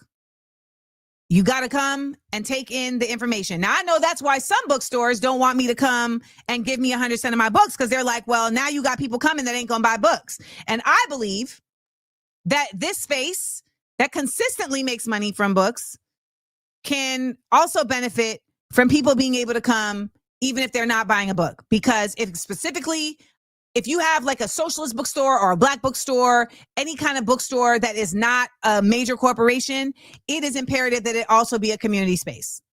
That's my belief. Some people might say, well, you don't have a bookstore. So that's my belief. I don't have a baby, but I also don't believe in killing babies. Okay. So if you're a farmer, I believe that a certain amount of that food should also go to the people. The people are paying taxes. And what should be happening is that our tax money should all be going to the people. Instead, large amounts of our tax money go to contractors who are literally just getting money and then kicking it back to the city council person or whoever who got them hired for the bid. And they're not actually doing the job, because the longer that the job is in process, the more they get paid. Now, if there was a cap on that said, we're only going to pay you till this amount of time, and we're only going to pay you this amount of money, because this other amount of money has to go to this, then we would see something different. Food stamps are being cut because of greed. Food stamps are not being able to be provided to people solely because of greed. And that greed is rooted in racism. That greed is rooted in misogyny. That greed has all types of isms in it. So while we are conceptualizing how to help people in the now, I want you to also be conceptualizing, how are you existing? right? How are you existing in a way that actually leans into that? And to Fatima's point, food stamps are not enough. So we talked about churches and holy spaces being diversified. We have Melissa pointing out it's almost like a manufactured famine. Where have we seen that before? Oh, by the same people running our government that are also occupying Palestine.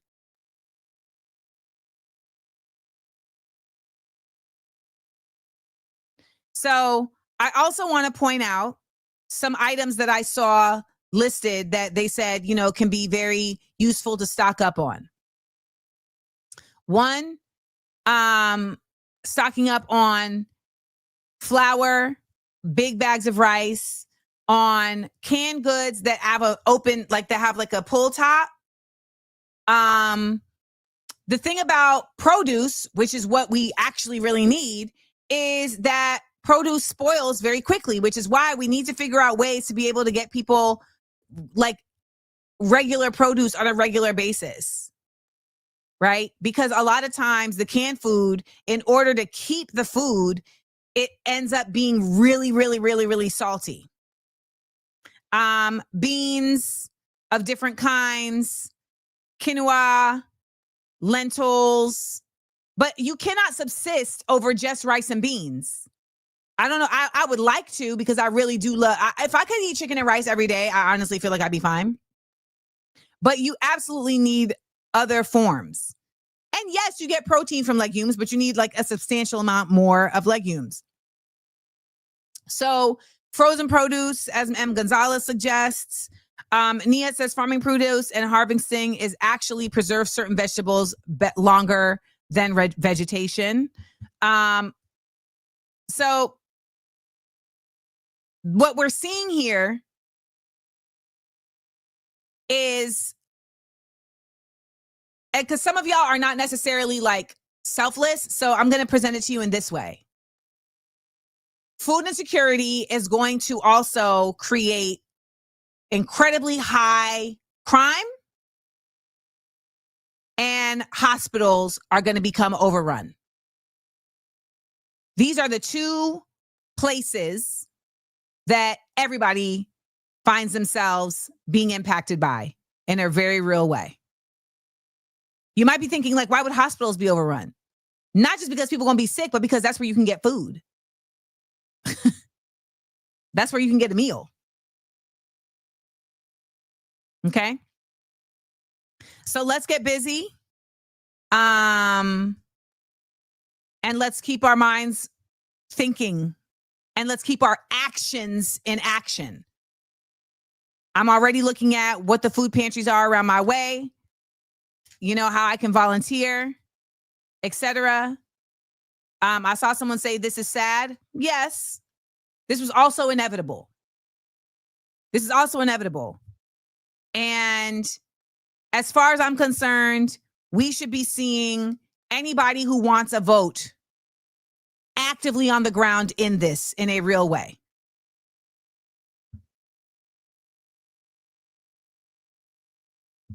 So let's do that.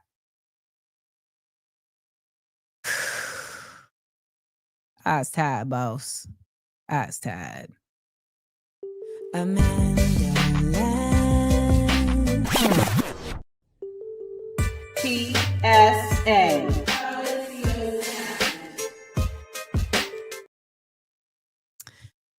So, there's so much happening all the time, every time. And we are now entering into a phase where it's no longer just things that we're seeing that make us go, what? But it's going to be actual, like, very on the ground things that are going to be in your face. We're getting further and further. Well, we're getting closer and closer and closer to what I would consider like extinction level event, where everything is affecting somebody in a very real way.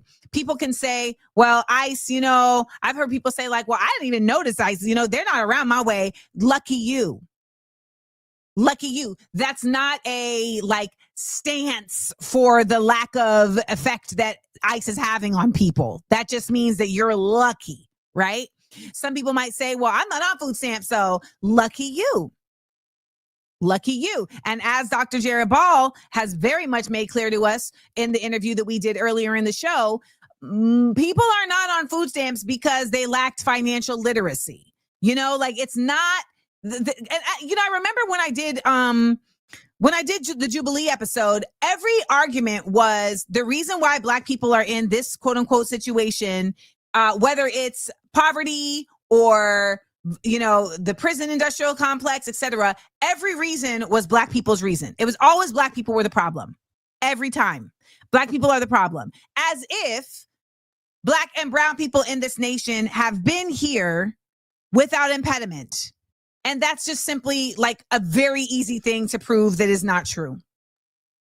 We are now at a time again in this nation where the impediments are very loud. They are forceful and they are going to be very widespread. When this ugly, nasty bill takes hold, you're going to see so many folks that cannot stay in nursing homes have to come home with their children. Their children cannot care for them, or they don't have the money to care for them, or they don't like them. This is where we are headed. And if you listen to the astrology girlies, they will tell you that this is a 7-year time. This is a 7-year time. So how do we face it? We face it head on.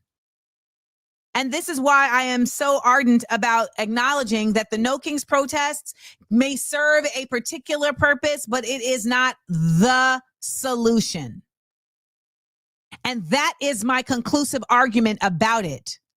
It is not the solution. And the solution is community-based mutual aid, resistance, and education. That is what I consider to be the solution. And within all three of those are a myriad of ways in which you can be involved in solution beyond just performance. Because a key element to facing it head on is going to be keeping your head on. Amandaland.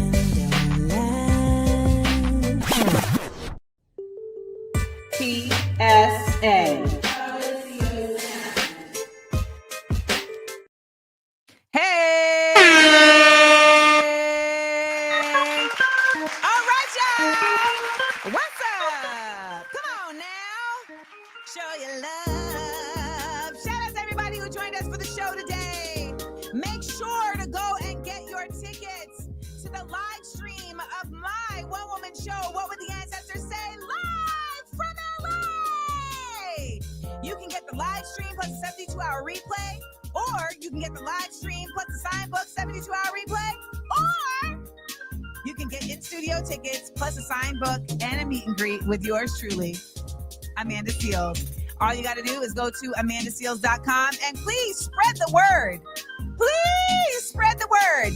Screenshot and post to your Instagrams, to your Facebooks, to your group chats. I rely on y'all. I do not have a publicist. I do not have a team. Y'all are the team. I also want to remind you, I will be in DC this weekend. I will be a part of a teach-in in defense of history and museums going down from sunup to sundown on October 26th on the National Mall. I will be joining a number of other intellectuals and scholars and performers. So I hope to see you all out there. As you can see right here, go to Linktree/history teach-in to find out more information. I will be speaking between 12 and 1:30. So come at that time. I want to shout out everybody who has shown love today with some supers. These help so much and continue to push the show into the algorithm. For all of my folks on the rewatch, I love you. For all of y'all listening to the podcast, I love you too. And remember to drop in the comments and comment. You know what I'm saying? Now, last but not least, remember, we also have our after show for all of our Patreon members. So if you want to join the after show, you got to join Patreon. Remember, Patreon's only $5. Okay, Patreon's only $5, and you can join us in the after show where the folks is really just there chit-chatting, chitter-chatting. Okay, so we got all that going on. I've got a pimple that's trying to act up, and my cat has asthma, so I got to go get some medication. That being said, if you all had a good time, if you enjoyed the show, I hope you will come back next week for Views from Amandaland, where we are Monday. Sorry, we are not. It's not Monday, but we are on Wednesdays at 10 a.m. Eastern. And I will see you all next week. You know what time it is. We gotta hit you with a 30 seconds of stillness. We don't have a bonus question this week.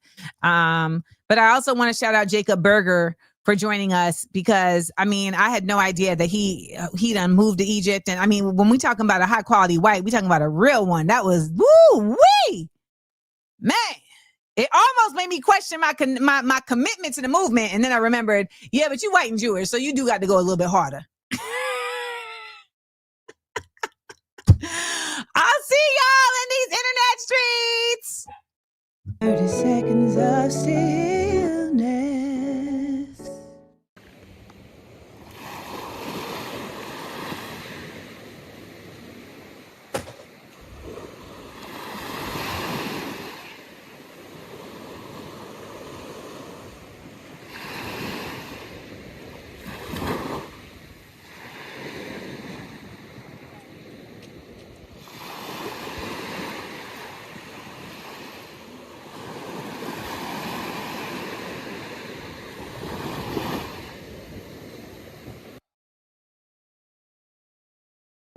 Amen.